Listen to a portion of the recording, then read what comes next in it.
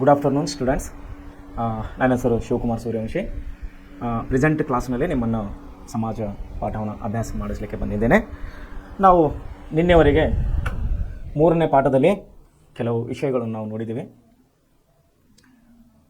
3ನೇ ಪಾಠದಲ್ಲಿ ನಾವು ಈಗ ರನ್ನಿಂಗ್ ಅಂತ ಹೋಗ್ತಾ ಇದ್ದೀವಿ. 3ನೇ ಪಾಠವನ್ನು ಓದ್ತಾ ಇದ್ದೀವಿ. ಅದರಲ್ಲಿ ನಾವು ನಿನ್ನೆವರೆಗೆ ಕೆಲವೊಂದು ವಿಷಯಗಳನ್ನು ಬ್ರಿಟಿಷ್ ಕಾಯ್ದೆಗಳನ್ನು ನಾವು ಅಭ್ಯಾಸ ಮಾಡಿದ್ದೀವಿ. ವಿಶೇಷವಾಗಿ ನಾವು ಈಗ 3ನೇ ಪಾಠದಲ್ಲಿ ಅಂದರೆ ಭಾರತದಲ್ಲಿ ಬ್ರಿಟಿಷ್ ಆಳ್ವಿಕೆ ಪರಿಣಾಮಗಳು ಅನ್ನುವಂಥ ನಾವು ಪಾಠವನ್ನು ಅಭ್ಯಾಸ ಮಾಡ್ತಾ ಇದ್ದೀವಿ. ವಿಶೇಷವಾಗಿ ಮಕ್ಕಳೇ, ನಾವು ಪ್ರೆಸೆಂಟ್ ಕ್ಲಾಸ್ನಲ್ಲಿ ಕೊಡುವಂಥ ನಿಮಗೆ ಪ್ರತಿಯೊಂದು ವಿಷಯಗಳು, ಪ್ರತಿಯೊಂದು ಅಭ್ಯಾಸಗಳು ನಿಮಗೆ ತುಂಬ ಅತಿ ಮುಖ್ಯವಾಗಿದೆ. ನೀವು ಈ ಒಳ್ಳೆಯ ರೀತಿಯಲ್ಲಿ ಅಭ್ಯಾಸ ಮಾಡಬೇಕು, ವಿಷಯಗಳನ್ನು ನೆನಪಿನಲ್ಲಿ ಇಟ್ಟುಕೊಳ್ಳಬೇಕು. ವಿಶೇಷವಾಗಿ ಸಮಾಜ ಅಧ್ಯಯನ, ಅದರಲ್ಲಿ ಹಿಸ್ಟ್ರಿ, ಇತಿಹಾಸ ಅಂದಮೇಲೆ ಇದು ತುಂಬ ಆಳವಾದಂಥ ವಿಷಯ. ಇದರಲ್ಲಿ ಹಲವು ಇಸ್ವಿಗಳು, ರಾಜರ ಹೆಸರುಗಳು, ಆಮೇಲೆ ಕ್ಷೇತ್ರದ ಹೆಸರುಗಳು, ತುಂಬ ವಿಷಯಗಳನ್ನು ನೆನಪಿನಲ್ಲಿ ಇಡಬೇಕಾಗುತ್ತದೆ. ಯಾಕಂದರೆ ಈ ವಿಷಯಗಳು ಮುಂದಿನ ನಿಮ್ಮ ಜೀವನಕ್ಕೆ, ಮುಂದಿನ ನಿಮ್ಮ ಅಭ್ಯಾಸಕ್ಕೆ ತುಂಬ ಅನುಕೂಲವಾದಂಥ ವಿಷಯಗಳಂತೇಳಿ ನಾನು ಇನ್ನೊಂದು ಸಾರಿ ನಿಮ್ಮನ್ನು ಹೇಳೋಕ್ಕೆ ಇಷ್ಟಪಡ್ತಾ ಇದ್ದೀನಿ. ಅದಕ್ಕಾಗಿ ಪ್ರೆಸೆಂಟ್ ಕ್ಲಾಸ್ನಲ್ಲಿ ಹೇಳುತ್ತಿರುವ ಪಾಠಗಳನ್ನು ತಾವು ಸರಿಯಾಗಿ ನೆನಪಿನಲ್ಲಿ ಇಟ್ಟುಕೊಳ್ಬೇಕು. ಒನ್ಸ್ ಅಗೇನ್ ನಿಮಗೆ ಗುಡ್ ಆಫ್ಟರ್ನೂನ್. ಈಗ ನಾವು ನಿನ್ನೆ ಏನಂದರೆ ಚಾರ್ಟರ್ ಕಾಯ್ದೆಗಳ ಬಗ್ಗೆ ನಾವು ನಿನ್ನೆ ಅಭ್ಯಾಸ ಮಾಡಿದ್ದೇವೆ. ರೆಗ್ಯುಲೇಟಿಂಗ್ ಕಾಯ್ದೆ ಮತ್ತು ಪಿಟ್ಸ್ ಇಂಡಿಯಾ ಕಾಯ್ದೆ ಹಾಗೂ ಚಾರ್ಟರ್ ಕಾಯ್ದೆಗಳು ಅನ್ನೋಂಥ ವಿಷಯದಲ್ಲಿ ನಾವು ನಿನ್ನ ಅಭ್ಯಾಸ ಮಾಡಿದ್ದೇವೆ.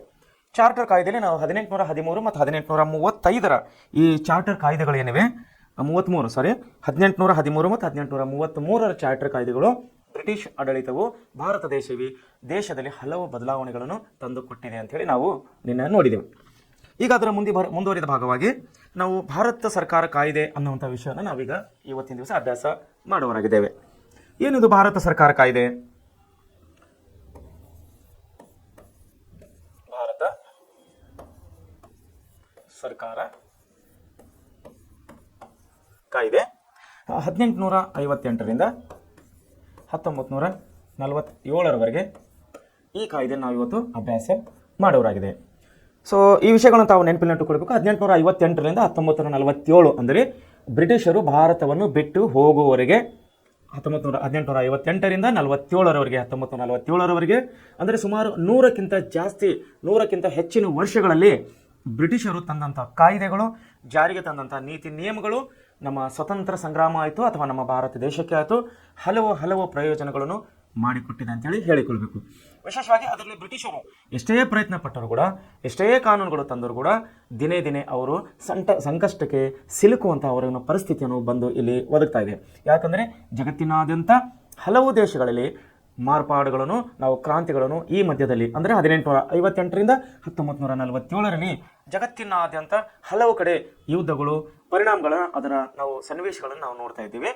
ಇನ್ನು ಮುಂದೆ ಅಂದರೆ ಈ 1858ರಿಂದ ಮತ್ತು 1947 ಮಧ್ಯದಲ್ಲಿ ಬ್ರಿಟಿಷ್ ಕಾಯ್ದೆಗಳು ಭಾರತ ದೇಶದಲ್ಲಿ ಯಾವ್ಯಾವ ರೀತಿ ಪರಿಣಾಮಗಳು ಬೀರಿದೆ ಮತ್ತು ಯಾವ ರೀತಿ ಕಾನೂನುಗಳು ಅವರು ಜಾರಿಗೆ ತಂದಾರೆ ಅನ್ನೋದನ್ನು ನಾವೀವತ್ತು ಸವಿಸ್ತಾರವಾಗಿ ಅಭ್ಯಾಸವನ್ನು ಮಾಡೋಣ.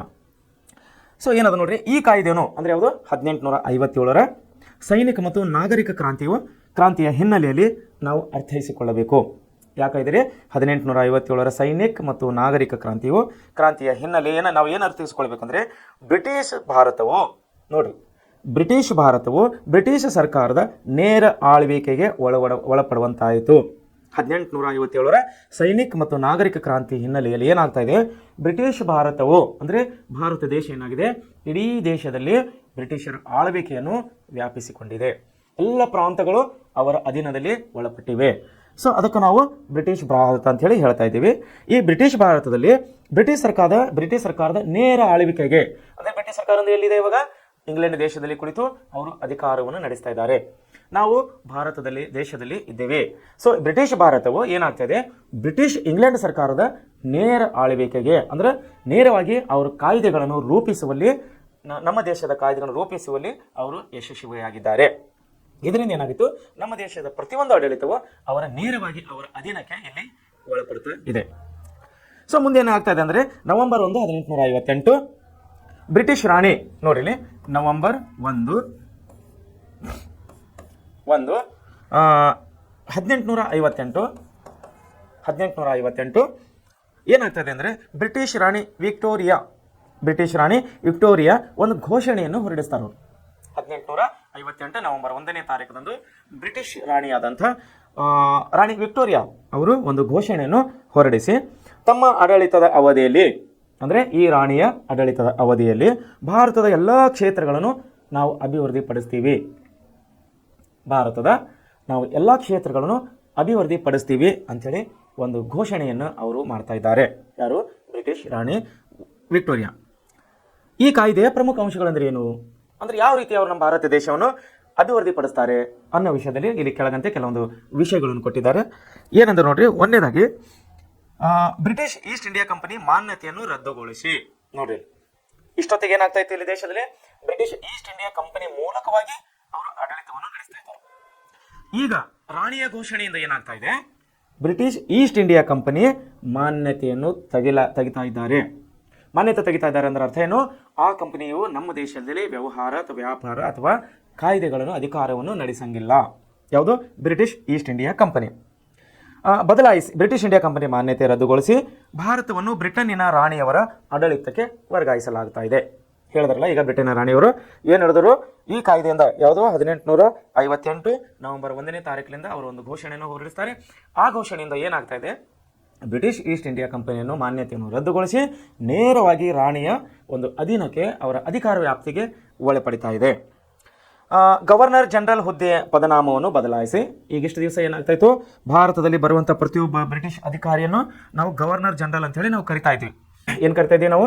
ಗವರ್ನರ್ ಜನರಲ್ ಅಂತೇಳಿ ಕರಿತಾ ಇದ್ವಿ. ಈಗ ಅದನ್ನು ಏನು ಮಾಡ್ತಾ ಇದ್ದಾರೆ? ಗವರ್ನರ್ ಜನರಲ್ ಹುದ್ದೆಯ ಪದನಾಮವನ್ನು ಚೇಂಜ್ ಮಾಡಿ, ಅಂದರೆ ಬದಲಾಯಿಸಿ ವೈಸರಾಯ್ ಅನ್ನಂಥ ಒಂದು ಹುದ್ದೆಯನ್ನು ಅವರು ಸೃಷ್ಟಿ ಮಾಡ್ತಾ ಇದ್ದಾರೆ.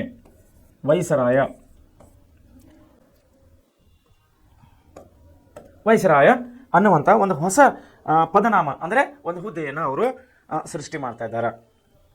ಇದರ ಮೂಲಕವಾಗಿ ಮೊದಲ ವೈಸರಾಯಾಗಿ ಲಾರ್ಡ್ ಕ್ಯಾನಿಂಗ್ ನೇಮಕಗೊಂಡಿದ್ದರು. ಲಾರ್ಡ್ ಕ್ಯಾನಿಂಗ್ ಅನ್ನೋರು ಮೊದಲ ವೈಸರಾಯಾಗಿ ಭಾರತಕ್ಕೆ ಅವರು ಆಗಮಿಸ್ತಾರೆ. ಲಾರ್ಡ್ ಕ್ಯಾನಿಂಗ್ ಫಸ್ಟ್, ಅಂದರೆ ಮೊದಲನೇ ವೈಸರಾಯಾಗಿ ಇವರು ನೇಮಕಗೊಳ್ಳುತ್ತಾರೆ. ಮೂರನೇದು secretary of state for India. Secretary of state for India ಸ್ಥಾನವನ್ನು ಬ್ರಿಟಿಷ್ ಸರ್ಕಾರ ಸೃಷ್ಟಿಸಿತ್ತು. ಬ್ರಿಟಿಷ್ ಮಂತ್ರಿಮಂಡಲ ಸದಸ್ಯರಾಗಿದ್ದ ಅವರು ಭಾರತ ಆಡಳಿತವನ್ನು ನೋಡಿಕೊಳ್ಳುವ ಜವಾಬ್ದಾರಿಯನ್ನು ಅವರಿಗೆ ಕೊಡಲಾಗಿತ್ತು. ಇನ್ನೂ ಒಂದು ಏನು ಮಾಡಿದ್ದಾರೆ ಅವರು? ಇನ್ನೂ ಒಂದು ಸಂಸ್ಥೆಯನ್ನು ಸೃಷ್ಟಿ ಮಾಡಿದ್ದಾರೆ. ಏನು ಸೃಷ್ಟಿ ಮಾಡಿದ್ದಾರೆ? Secretary of state for India. Secretary of state for India ಅನ್ನುವಂಥ ಒಂದು ಹೊಸ ಟೀಮ್, ಒಂದು ಹೊಸ ಸಂಸ್ಥೆಯನ್ನು ಅವರು ಸೃಷ್ಟಿ ಮಾಡಿದ್ದಾರೆ. ಅದರ ಹೆಸರು ಏನಿಕ್ಕಿದ್ದಾರೆ ಅವರು? Secretary of state for India ಅಂತೇಳಿ ಅದರ ಹೆಸರಿಟ್ಟಿದ್ದಾರೆ. ಅದು ಏನು ಕೆಲಸ ಮಾಡ್ತಾ ಇದೆ? ಅವ್ರು ಯಾರು? ಅವರು ಅದರಲ್ಲಿರುವಂಥ ಸದಸ್ಯರು ಯಾರು ಅಂದರೆ ಬ್ರಿಟಿಷ್ ಮಂತ್ರಿಮಂಡಲ ಸದಸ್ಯರಾಗಿದ್ದ ಇವರು ಬ್ರಿಟಿಷ್ ಮಂತ್ರಿಮಂಡಲ ಸದಸ್ಯರಾಗಿದ್ದ ಇವರು ಭಾರತದ ಆಡಳಿತವನ್ನು ನೋಡಿಕೊಳ್ಳುವ ಜವಾಬ್ದಾರಿಯನ್ನು ತೆಗೆದುಕೊಂಡಿರ್ತಾರೆ. ಯಾರು? Secretary of state for India. ಈ ಸಂಸ್ಥೆಯನ್ನು ಎಲ್ಲೋ ಹುಟ್ಟು ಹಾಕಿದ್ದಾರೆ ಅವರು? ಈ ಇಲಾಖೆಯನ್ನು ಎಲ್ಲೋ ಹುಟ್ಟಿದ್ದಾರೆ ಅವರು? ಬ್ರಿಟಿಷ್ ದೇಶದಲ್ಲಿ ಹುಟ್ಟು ಹಾಕಿದ್ದಾರೆ. ಇದರಲ್ಲಿ ಯಾರು ಸದಸ್ಯರಿದ್ದಾರೆ? ಬ್ರಿಟಿಷ್ ದೇಶದ ಮಂತ್ರಿಮಂಡಲದ ಸದಸ್ಯರು. ಬ್ರಿಟಿಷ್ ದೇಶದ ಮಂತ್ರಿಮಂಡಲ ಸದಸ್ಯರು ಈ state for secretary of India ಅನ್ನೋಂಥ ಒಂದು ಟೀಮ್, ಅಂದರೆ ಮಂತ್ರಿಮಂಡಲವನ್ನು ಮಾಡಿ ಇವರ ಮುಖಾಂತರವಾಗಿ ಭಾರತ ದೇಶದ ಆಡಳಿತವನ್ನು ನೋಡಿಕೊಳ್ಳುವ ಜವಾಬ್ದಾರಿಯನ್ನು ಇವರಿಗೆ ಕೊಡಲಾಗ್ತಾ ಇದೆ. ಏನು ಮಾಡಿದ್ದಾರೆ? ಒಂದು ವಿಕ್ಟೋರಿಯಾ ರಾಣಿಯ ಒಂದು ಘೋಷಣೆಯಿಂದ ಒಂದು ಬ್ರಿಟಿಷ್ ಈಸ್ಟ್ ಇಂಡಿಯಾ ಕಂಪನಿಯನ್ನು ಮಾನ್ಯತೆಯನ್ನು ತೆಗೆದಿದ್ದಾರೆ. ಅದರ ಬದಲಾಗಿ ಒಂದು ವೈಸರಾಯ್ ಅಂತ ಹೊಸ ಹುದ್ದೆಯನ್ನು ಹಾಕಿದ್ದಾರೆ. ಮುಂಚೆ ವೈಸರಾಯ್ ಬದಲಾಗಿ ಯಾರಿದ್ದರು? ಗವರ್ನರ್ ಜನರಲ್ ಇದ್ದಂಥ ಹುದ್ದೆಯನ್ನು ತೆಗೆದು ವೈಸರಾಯ್ ಅನ್ನೋಂಥ ಒಂದು ಹೊಸ ಹುದ್ದೆಯನ್ನು ಸೃಷ್ಟಿ ಮಾಡಿ ಆ ವೈಸರಾಯ್ ಹುದ್ದೆಗೆ ಮೊದಲನೇದಾಗಿ ಲಾರ್ಡ್ ಕ್ಯಾನಿಂಗ್ ಅವರನ್ನು ಮೊದಲೇ ವೈಸರಾಯ್ಗೆ ನೇಮಕ ಮಾಡಿ ಇವರಿಗೆ ಭಾರತದ ಅಧಿಕಾರ ನೋಡುವುದಕ್ಕೆ ಇವರಿಗೆ ಜವಾಬ್ದಾರಿಯನ್ನು ಕೊಡಲಾಗ್ತಾ ಇದೆ. ಅದೇ ರೀತಿ ಅವರಿಗೆ ನೆರವಾಗುವಂತೆ, ಲಾರ್ಡ್ ಕ್ಯಾನಿಂಗ್ಗೆ ನೆರವಾಗುವಂತೆ ಒಂದು ಹೊಸ ಕಮಿಟಿಯನ್ನು ರಚನೆ ಮಾಡಿದ್ದಾರೆ, secretary of state for India. ಇದರಲ್ಲಿ ಯಾರಿದ್ದಾರೆ ಅಂದರೆ ಬ್ರಿಟಿಷ್ ಮಂತ್ರಿಮಂಡಲ ಸದಸ್ಯರು. ಇವರಿಗೆ ಏನು ಜವಾಬ್ದಾರಿ ಕೊಡ್ತಾ ಇದೆ? ಭಾರತದಲ್ಲಿನ ಆಡಳಿತವನ್ನು ನೋಡಿಕೊಳ್ಳುವಂಥ ಜವಾಬ್ದಾರಿಯನ್ನು ಇವರಿಗೆ ಕೊಡ್ತಾ ಇದ್ದಾರೆ. ಮತ್ತೆ ನೋಡಿ, ಇವರಿಗೆ ಸಹಾಯ ಮಾಡಲು ಯಾರಿಗೆ? ಈ ಮಂತ್ರಿಮಂಡಲ ಅಂದರೆ ಸೆಕ್ರೆಟರಿ ಆಫ್ ಸ್ಟೇಟ್ ಫಾರ್ ಇಂಡಿಯಾಗೆ ಸಹಾಯ ಮಾಡಲು 15 ಸದಸ್ಯರನ್ನು ಒಳಗೊಂಡ ಭಾರತ ಮಂಡಳಿ, ಕೌನ್ಸಿಲ್ ಆಫ್ ಇಂಡಿಯಾ ಅಂಥೇಳಿ ಒಂದು ಅಸ್ತಿತ್ವಕ್ಕೆ ಬಂದಿತ್ತು. Council of India. ಈ ಕೌನ್ಸಿಲ್ ಆಫ್ ಇಂಡಿಯಾದಲ್ಲಿ ಎಷ್ಟು ಜನ ಸದಸ್ಯರಿದ್ದಾರೆ? ಇಲ್ಲಿ 15 ಜನ ಸದಸ್ಯರಿದ್ದಾರೆ. ಈ 15 ಜನರ ಸದಸ್ಯರು ಏನು ಮಾಡ್ತಾ ಇದ್ದಾರೆ ಅಂದರೆ, ಈ ಸ್ಟೇಟ್ ಇದೆಯಲ್ಲ ನಮ್ದು ಸೆಕ್ರೆಟರಿ ಸ್ಟೇಟ್ ಆಫ್ ಇಂಡಿಯಾ ಇದೆಯಲ್ಲ, ಈ ಮಂತ್ರಿಮಂಡಲದ ಸದಸ್ಯರು ಇವರಿಗೆ ಸಹಾಯಕರಾಗಿ, ಇವರಿಗೆ ನೆರವಾಗಲು ಇನ್ನೂ 15 ಜನರ ಒಂದು ಕೌನ್ಸಿಲ್ ಆಫ್ ಇಂಡಿಯಾ ಅಂತೇಳಿ ಒಂದು ಸಮಿತಿಯನ್ನು ರಚನೆ ಮಾಡಿ ಈ ಸಮಿತಿಯು ಸ್ಟೇಟ್ ಫಾರ್ ಆಫ್ ಇಂಡಿಯಾ ಇವರಿಗೆ ಅಧಿಕಾರ ನಡೆಸಲಿಕ್ಕೆ ಸಹಾಯ ಮಾಡುತ್ತದೆ. ಸೊ ಈ ರೀತಿ ನವೆಂಬರ್ 1, 1858ನೇ ತಾರೀಕಿನಂದು ಹೊರಡಿಸಿದ ಬ್ರಿಟಿಷ್ ರಾಣಿ ವಿಕ್ಟೋರಿಯಾ ಹೊರಡಿಸಿದ ಆದೇಶದ ಮೂಲಕವಾಗಿ ಈ ಕೆಳಗಂಟ ಬದಲಾವಣೆಗಳನ್ನು ಆಗ್ತಾ ಇದೆ. ಏನಾಗಿದೆ? ಮೊದಲನೇ ಬದಲಾವಣೆ ಏನಾಗಿದೆ? ಈಸ್ಟ್ ಇಂಡಿಯಾ ಕಂಪನಿ ಮಾನ್ಯತೆಯನ್ನು ರದ್ದು ಮಾಡಿದ್ದಾರೆ. ಗವರ್ನರ್ ಜನರಲ್ ಇದ್ದಂಥ ಹುದ್ದೆಯನ್ನು ರದ್ದು ಮಾಡಿ ವೈಸ್ರಾಯ್ ಅನ್ನಂಥ ಹುದ್ದೆಯನ್ನು ಅವರು ಸೃಷ್ಟಿ ಮಾಡಿದ್ದಾರೆ. ಮೊದಲನೇ ವೈಸ್ರಾಯ್ಗೆ ನಾವು ಲಾರ್ಡ್ ಕ್ಯಾನಿಂಗರನ್ನು ನೇಮಕ ಮಾಡಿದ್ದಾರೆ ಅವರು. ಆಮೇಲೆ ಏನು ಮಾಡಿದ್ದಾರೆ? ಇವರಿಗೆ ಲಾರ್ಡ್ ಕ್ಯಾನಿಂಗ್ ಭಾರತದ ಅಧಿಕಾರ ನೋಡ್ಕೋಬೇಕು, ಆಡಳಿತ ನಡೆಸ್ಕೋಬೇಕು. ಈ ಆಡಳಿತ ನಡೆಸ್ಕೊಳ್ಳಿಕ್ಕೆ ಅವರಿಗೆ ಬ್ರಿಟಿಷ್ ಮಂತ್ರಿಮಂಡಲದ ಸದಸ್ಯರಾದಂಥ ಒಂದು secretary of state for India ಅಂತ ಮತ್ತೊಂದು ಹೊಸ ಸಮಿತಿಯನ್ನು ರಚನೆ ಮಾಡಿದ್ದಾರೆ. ಮತ್ತು ಈ ಸಮಿತಿಗೆ ನೆರವಾಗಲು ಕೌನ್ಸಿಲ್ ಆಫ್ ಇಂಡಿಯಾ ಅಂತ ಮತ್ತೊಂದು ಸಮಿತಿ ರಚನೆ ಮಾಡಿ ಇದರಲ್ಲಿ 15 ಜನರು ಸದಸ್ಯರನ್ನೊಳಗೊಂಡು ಈ ರೀತಿ ಅವರು ಒಂದು ಟೀಮ್ ಆಗಿ ಭಾರತದಲ್ಲಿನ ಎಲ್ಲ ರೀತಿಯ ಅಧಿಕಾರಗಳನ್ನು ಅವರು ನಡೆಸುವಂತಾಗಬೇಕು ಅನ್ನೋಂಥ ಒಂದು ನಿಶ್ಚಯದಿಂದ ಬ್ರಿಟಿಷ್ ರಾಣಿ ವಿಕ್ಟೋರಿಯಾ ಅವರು ಒಂದು ಆದೇಶವನ್ನು ಹೊರಡಿಸಿದ್ದಾರೆ. ಯಾವ ಒಂದು ಕಾಯ್ದೆ ಪ್ರಕಾರ? 1858 ನವೆಂಬರ್ 1ನೇ ತಾರೀಕು. ಆಮೇಲೆ ಬಂತು 1861ರ ಭಾರತೀಯ ಪರಿಷತ್ ಕಾಯ್ದೆ. 1801ರ ಭಾರತ ಪರಿಷತ್ ಕಾಯ್ದೆ. ಸೊ ಇಲ್ಲಿ ಭಾರತ ಪರಿಷತ್ ಕಾಯ್ದೆ 1801ರಲ್ಲಿ ಇಲ್ಲಿ ಏನಾಗ್ತದೆ ಅಂದರೆ ಬ್ರಿಟಿಷರು ಈಗ ಮುಂಚೆ ಮಾಡಿದಂಥ ಒಂದು ಆಡಳಿತ ಸುಧಾರಣೆಗಾಗಿ ಒಂದು ಮತ್ತೊಂದು ಪರಿಷತ್ ಕಾಯ್ದೆ ಅನ್ನೋಂಥ ಒಂದು ಜಾರಿಗೆ ಇವರು ತರಿತಾ ಇದ್ದಾರೆ. ಯಾವುದಂದ್ರೆ ಅದು 1861 ಭಾರತೀಯ ಪರಿಷತ್ ಕಾಯ್ದೆ. ಈ ಭಾರತೀಯ ಪರಿಷತ್ ಕಾಯ್ದೆ ಅಂದ್ರೆ 1861 ಇದು ಏನು ವಿಷಯದಿಂದ ಕೂಡಿದೆ ಅನ್ನೋದು ನಾವು ಒಂದ್ಸಾರಿ ನೋಡೋಣ. ಈ ಕಾಯ್ದೆಯು 1857ರ ಘಟನೆಯ ನಂತರ ಜಾರಿಗೊಂಡ ಪ್ರಮುಖ ಕಾಯ್ದೆಯಾಗಿದೆ. ಇದು ನಾವು ಪ್ರಮುಖ ಕಾಯ್ದೆ ಆಗಿದೆ ಅಂತ ಹೇಳ್ಬೋದು. ಯಾಕೆ ಪ್ರಮುಖ ಆಗಿದೆ? ಏನು ಇದರಲ್ಲಿ ವಿಶೇಷತೆ ಇದೆ ಅನ್ನೋದರೆ ಈ ಕಾಯ್ದೆ ಮೂಲಕ ಭಾರತೀಯರಿಗೆ ಶಾಸನ ರೂಪಿಸುವ ಅಧಿಕಾರಲ್ಲ ಅಥವಾ ಪ್ರಕ್ರಿಯೆಯಲ್ಲಿ ಅವರಿಗೆ ಸ್ಥಾನಮಾನವನ್ನು ಕೊಡ್ತಾ ಇದ್ದಾರೆ. 1857ರ ಘಟನೆ ನಂತರ ನಡೆದಂಥ ಈ ಘಟನೆಗಳಲ್ಲಿ ಏನು ಒಂದಿದು ಅನ್ನೋ ಸಮಿತಿ ಮಾಡಿದ್ರಲ್ಲ, ಈಗ ಮುಂಚೆ ಮಾಡಿದ್ರಲ್ಲ ಅವರು, ಏನದು ಸಮಿತಿ? Secretary of state for India, council of India, ಇವರೆಲ್ಲರೂ ಏನು ಮಾಡಬೇಕಾಯಿತು? ವೈಸ್ರಾಯ್ ಅವರೆಲ್ಲರೂ ಕೂಡಿ ಏನು ಮಾಡಬೇಕಾಯಿತು? ಭಾರತದ ಆಡಳಿತವನ್ನು ನೋಡ್ಕೋಬೇಕಾಗಿತ್ತು. ಮುಂದೆ ನಂತರ ಅವ್ರು ಬಂದು ಏನು ಮಾಡಿದ್ರು? 1861ರಲ್ಲಿ ಭಾರತೀಯ ಪರಿಷತ್ ಕಾಯ್ದೆ ಅಂತ ಒಂದು ಕಾಯ್ದೆಯನ್ನು ಅವರು ಜಾರಿಗೆ ತರ್ತಾ ಇದ್ದಾರೆ. ಈ ಕಾಯ್ದೆಯಿಂದ ಏನು ಉಪಯೋಗ ಆಗ್ತದೆ ನಮ್ಮ ದೇಶದವರಿಗೆ, ನಮ್ಮ ಜನರಿಗೆ ಅಂದರೆ ಭಾರತೀಯರಿಗೆ ಶಾಸನ ರೂಪಿಸುವ ಪ್ರಕ್ರಿಯೆ ಅಂದರೆ ಪ್ರೊಸೆಸ್ ಅಂತೇಳಿ ನಾವು ಕರಿತೀವಿ. ಪ್ರಕ್ರಿಯೆ ಅಂದರೆ ಪ್ರೊಸೆಸ್ ಅಂತೇಳಿ ಕರಿತೀವಿ. ಒಂದು ವಿಧಾನ, ಒಂದು ಕಾಯ್ದೆಯನ್ನು ರೂಪಿಸುವಂಥ ವಿಧಾನ, ಅದರಲ್ಲಿ ನಮ್ಮ ದೇಶದ ಭಾರತೀಯರಿಗೂ ಕೂಡ ಸ್ಥಾನಮಾನವನ್ನು ಕೊಡ್ತಾ ಇದ್ದಾರೆ. ಭಾರತೀಯರು ಬ್ರಿಟಿಷರ ಬಗೆಗೆ ತಿಳಿದಿರುವ ಭಾರತೀಯರು ಬ್ರಿಟಿಷರ ಬಗೆಗೆ ತಿಳಿದಿರುವ ಅಭಿಪ್ರಾಯಗಳನ್ನು ತಿಳಿಸಲು ಭಾರತೀಯರಿಗೆ ಪ್ರಾತಿನಿಧ್ಯವನ್ನು ನೀಡಲಾಯಿತು. ಇದನ್ನು ಇಂಗ್ಲಿಷಿನಲ್ಲಿ ಪಾಲಿಸಿ ಆಫ್ ಅಸರ್ಷನ್ ಎಂದು ಕರೆಯುತ್ತೇವೆ. ಪಾಲಿಸಿ ಆಫ್ ಅಸರ್ಷನ್ ಅಂತೇಳಿ ಕರಿತೇವೆ. ಏನು ಮಾಡ್ತಾ ಇದ್ದಾರೆ ಇಲ್ಲಿ? ಭಾರತೀಯರು ಬ್ರಿಟಿಷರ ಬಗ್ಗೆ ಯಾವ ರೀತಿ ತಿಳ್ಕೊಂಡಿದ್ದಾರೆ, ಅವರು ಏನು ಅನ್ಕೊಂಡಿದ್ದಾರೆ ಬ್ರಿಟಿಷರಿಗೆ, ಬ್ರಿಟಿಷರ ಬಗ್ಗೆ ತಲೆಯಲ್ಲಿ ಏನು ಒಂದು ಕಲ್ಪನೆ ಇದೆ, ಅದನ್ನು ತಿಳ್ಕೊಳ್ಳೋ ಸಲುವಾಗಿ ಅವ್ರು ಏನು ಮಾಡ್ತಾ ಇದ್ದಾರೆ? ಒಂದು ಪ್ರಾತಿನಿಧ್ಯವನ್ನು ಕೊಡ್ತಾ ಇದ್ದಾರೆ. ಮುಂದೆ ನೋಡಿ ಏನಾಗ್ತಾ ಇದೆ. ಈ ಕಾಯ್ದೆ ಪ್ರಮುಖ ಅಂಶಗಳು ಏನೇನದೆ? ವೈಸ್ರಾಯ್ ಕೌನ್ಸಿಲ್ಗೆ ಭಾರತೀಯನು ಅಧಿಕಾರೇತರ ಸದಸ್ಯರಾಗಿ ನಾಮಕರಣ ಮಾಡಲಾಯಿತು. ಇಲ್ಲೊಂದು ವೈಸ್ರಾಯ್ ಕೌನ್ಸಿಲ್ ಐತಲ್ರಿ, ಭಾರತೀಯ ಕೌನ್ಸಿಲ್ ಆಫ್ ಇಂಡಿಯಾ ಅಂತ ಐತಲ್ಲ, ಇದರಿಗೆ ಜನ ಸದಸ್ಯರಿದ್ದಾರೆ? 15 ಜನ ಸದಸ್ಯರಿದ್ದಾರೆ. ಈ 15 ಜನ ಸದಸ್ಯರು ಯಾರಿಗೆ ಅಧಿಕಾರ ನಡೆಸಲಿಕ್ಕೆ ನೆರವಾಗ್ತದೆ? Secretary of state for India. ಈ secretary of state for India ಯಾರ ಅಧೀನದಲ್ಲಿ ಕೆಲಸ ಮಾಡ್ತಾ ಇದ್ದಾರೆ? ವೈಸ್ರಾಯ್ ಅವರ ಅಧೀನದಲ್ಲಿ ಕೆಲಸ ಮಾಡ್ತಾ ಇದ್ದಾರೆ. ಈಗ ಮೊದಲನೇ ವೈಸ್ರಾಯ್ ಯಾರು ಬಂದಿದ್ದಾರೆ? ಲಾರ್ಡ್ ಕ್ಯಾನಿಂಗ್ ಎಂಬವರು ಈಗ ನಮ್ಮ ದೇಶದಲ್ಲಿ ವೈಸ್ರಾಯ್ ಆಗಿ ಬಂದಿದ್ದಾರೆ ಅವರು. ಸೊ ಈ 15 ಜನರ ಸದಸ್ಯರಲ್ಲಿ ನಮ್ಮ ಭಾರತೀಯರನ್ನು ಕೆಲವರು ಸದಸ್ಯರಾಗಿ ಅವರು ನೇಮಕ ಮಾಡ್ತಾ ಇದ್ದಾರೆ. ಅದು ಎಂಥ ಸ್ಥಾನಮಾನ ಕೊಡ್ತಾ ಇದ್ದಾರೆ ಅಂದರೆ ಅಧಿಕಾರೇತರ, ಅಂದರೆ ಇವರಿಗೆ ಯಾವುದೇ ರೀತಿ ಅಧಿಕಾರ ಇಲ್ಲ. ಇವ್ರು ಏನು ಮಾಡಬೇಕಂದ್ರೆ ಭಾರತೀಯರಲ್ಲಿ ಬ್ರಿಟಿಷರ ಬಗ್ಗೆ ಏನು ಒಂದು ಕಲ್ಪನೆ ಇದೆ ಅನ್ನೋದನ್ನು ಅಭಿಪ್ರಾಯ ಮಾತ್ರ ತಿಳಿಸಬೇಕು. ಅಂದರೆ ಬ್ರಿಟಿಷರು ಒಳ್ಳೆಯವರು ಅಥವಾ ಕೆಟ್ಟವರು ಅಥವಾ ಹುಚ್ಚರು ಅಥವಾ ಶಾಣೆ ಮನುಷ್ಯರು, ಅವ್ರು ಯಾವ ರೀತಿ ಇದ್ದಾರೆ ಅನ್ನೋದು ಇವ್ರ ಅಭಿಪ್ರಾಯ ತಿಳಿಸ್ಕೊಳ್ಳೋ ಸಲುವಾಗಿ ಕೌನ್ಸಿಲ್ ಆಫ್ ಇಂಡಿಯಾ ಒಂದು ಕಮಿಟಿಯಲ್ಲಿ ಇವರಿಗೆ ಸ್ಥಾನಮಾನವನ್ನು ಕೊಡ್ತಾ ಇದ್ದಾರೆ. ಅದು ಅಧಿಕಾರೇತರ, ಯಾವುದೇ ರೀತಿ ಇವರಿಗೆ ಅಧಿಕಾರ ಇಲ್ಲ. ತುರ್ತು ಸಂದರ್ಭಗಳಲ್ಲಿ ಅಂದರೆ ಓನ್ಲಿ ಫಾರ್ ಎಮರ್ಜೆನ್ಸಿ ತುರ್ತು ಸಂದರ್ಭಗಳಲ್ಲಿ ಸುಗ್ರೀವಾಜ್ಞೆ ಹೊರಡಿಸಲು ಅಧಿಕಾರವನ್ನು ಗವರ್ನರ್ ಜನರಲ್ಗೆ ನೀಡಲಾಯಿತು. ಮತ್ತೇನು ಮಾಡಿದ್ದಾರೆ ಇಲ್ಲಿ ವೈಸ್ರಾಯ್ ಕೆಳಗೆ ಗವರ್ನರ್ ಏನಿದಾರಲ್ಲ ಕೆಲಸ ಮಾಡೋರು, ತುರ್ತು ಪರಿಸ್ಥಿತಿಯಲ್ಲಿ ಓನ್ಲಿ ಫಾರ್ ಎಮರ್ಜೆನ್ಸಿ ಟೈಮ್, ಕೇವಲ ಎಮರ್ಜೆನ್ಸಿ ಸಮಯದಲ್ಲಿ ಅವರಿಗೆ ಅಧಿಕಾರವನ್ನು ಸುಗ್ರೀವಾಜ್ಞೆ ಅಂದರೆ ಡಿಕ್ರೀಸ್ ಸುಗ್ರೀವಾಜ್ಞೆಗಳನ್ನು ಅಥವಾ ಆಜ್ಞೆಗಳನ್ನು ಹೊರಡಿಸಲು ಜನರಲ್ಗೆ ಇಲ್ಲಿ ಅಧಿಕಾರಗಳನ್ನು ಕೊಡ್ತಾ ಇದ್ದಾರೆ. ಅದು ಕೇವಲ ತುರ್ತು ಪರಿಸ್ಥಿತಿಯ ಸಮಯದಲ್ಲಿ. ಅದರಲ್ಲಿ 1800 ಯಾವ ಪರಿಷತ್ ಕಾಯ್ದೆಯಲ್ಲಿ ಇದು 1861ರ ಪರಿಷತ್ ಕಾಯ್ದೆಯಲ್ಲಿ. ಸೊ ಇನ್ನೊಂದು ಇವರು ಕಾಯ್ದೆ ಮಾಡ್ತಾ ಇದ್ದಾರೆ 1892ರ ಭಾರತೀಯ ಪರಿಷತ್ ಕಾಯ್ದೆ. 1892 ಭಾರತೀಯ ಪರಿಷತ್ ಕಾಯ್ದೆ ಅಂತೇಳಿ ಇನ್ನೊಂದು ರೀತಿ ಕಾಯ್ದೆಯನ್ನು ಇವರು ಜಾರಿಗೆ ತರ್ತಾ ಇದ್ದಾರೆ. 1861 ಪರಿಷತ್ ಕಾಯ್ದೆ ಏನು ಮಾಡ್ತಿಲ್ಲ, ಕೌನ್ಸಿಲ್ ಆಫ್ ಇಂಡಿಯಾನಲ್ಲಿ ಭಾರತೀಯರಿಗೆ ಸ್ಥಾನಮಾನ ಕೊಡ್ತು. ಯಾವುದೇ ರೀತಿ ಅಧಿಕಾರ ನಡೆಸಲಿಕ್ಕೆ ಇವರಿಗೆ ಅಧಿಕಾರ ಇಲ್ಲ, ಆದರೂ ಸಮಿತಿಯಲ್ಲಿ ಇವರಿಗೆ ಸ್ಥಾನಮಾನ ಕೊಡಲಾಗಿತ್ತು. ಅದರಲ್ಲಿ 1861ರ ಭಾರತ್ ಪರಿಷತ್ ಕಾಯ್ದೆಯಲ್ಲಿ. ಈಗ 1892ರಲ್ಲಿ ಇನ್ನೊಂದು ಪರಿಷತ್ ಕಾಯ್ದೆಯನ್ನು ಇವರು ಮಾಡ್ತಾ ಇದ್ದಾರೆ. ಏನು ಕಾಯ್ದೆ ಮಾಡ್ತಾ ಇದ್ದಾರೆ 1892ರಲ್ಲಿ ನೋಡೋಣ. ಈ ಕಾಯ್ದೆಯು 1861ರ ಕಾಯ್ದೆಯ ಮುಂದುವರಿದ ಕಾಯ್ದೆಯಾಗಿದೆ. ಅಂದರೆ ಅದನ್ನೇ ಕಂಟಿನ್ಯೂ ಆಗಿ ಪಾರ್ಟ್ 1, ಪಾರ್ಟ್ 2 ಅಥವಾ ಭಾಗ 1, ಭಾಗ 2 ಅಂತೇಳಿ ಇವರು ಮಾಡ್ಕೊಂತ ಬರ್ತಾ ಇದ್ದಾರೆ. 1892ರ ಕಾಯ್ದೆಯು ಭಾರತೀಯರಿಗಿದ್ದ ಶಾಸನ ಸಭೆಗಳ ಪ್ರಾತಿನಿಧ್ಯವನ್ನು ಮತ್ತಷ್ಟು ವಿಸ್ತರಿಸಿತು. ಅಂದರೆ 1801ನೇ ಕಾಯ್ದೆಯಲ್ಲಿ ಪರಿಷತ್ ಕಾಯ್ದೆಯಲ್ಲಿ ಎಷ್ಟು ಮಂದಿಗೆ ಇವರೇನು ಸ್ಥಾನಮಾನ ಕೊಟ್ಟಿದ್ರಲ್ಲ ಅದನ್ನು ಮತ್ತೆ ವಿಸ್ತರಣೆ ಮಾಡಲಾಯಿತು. ಅಂದರೆ ಸ್ವಲ್ಪ ಜಾಸ್ತಿ ಜನರಿಗೆ ಇಲ್ಲಿ ಅಧಿಕಾರವನ್ನು ಕೊಟ್ಟರು.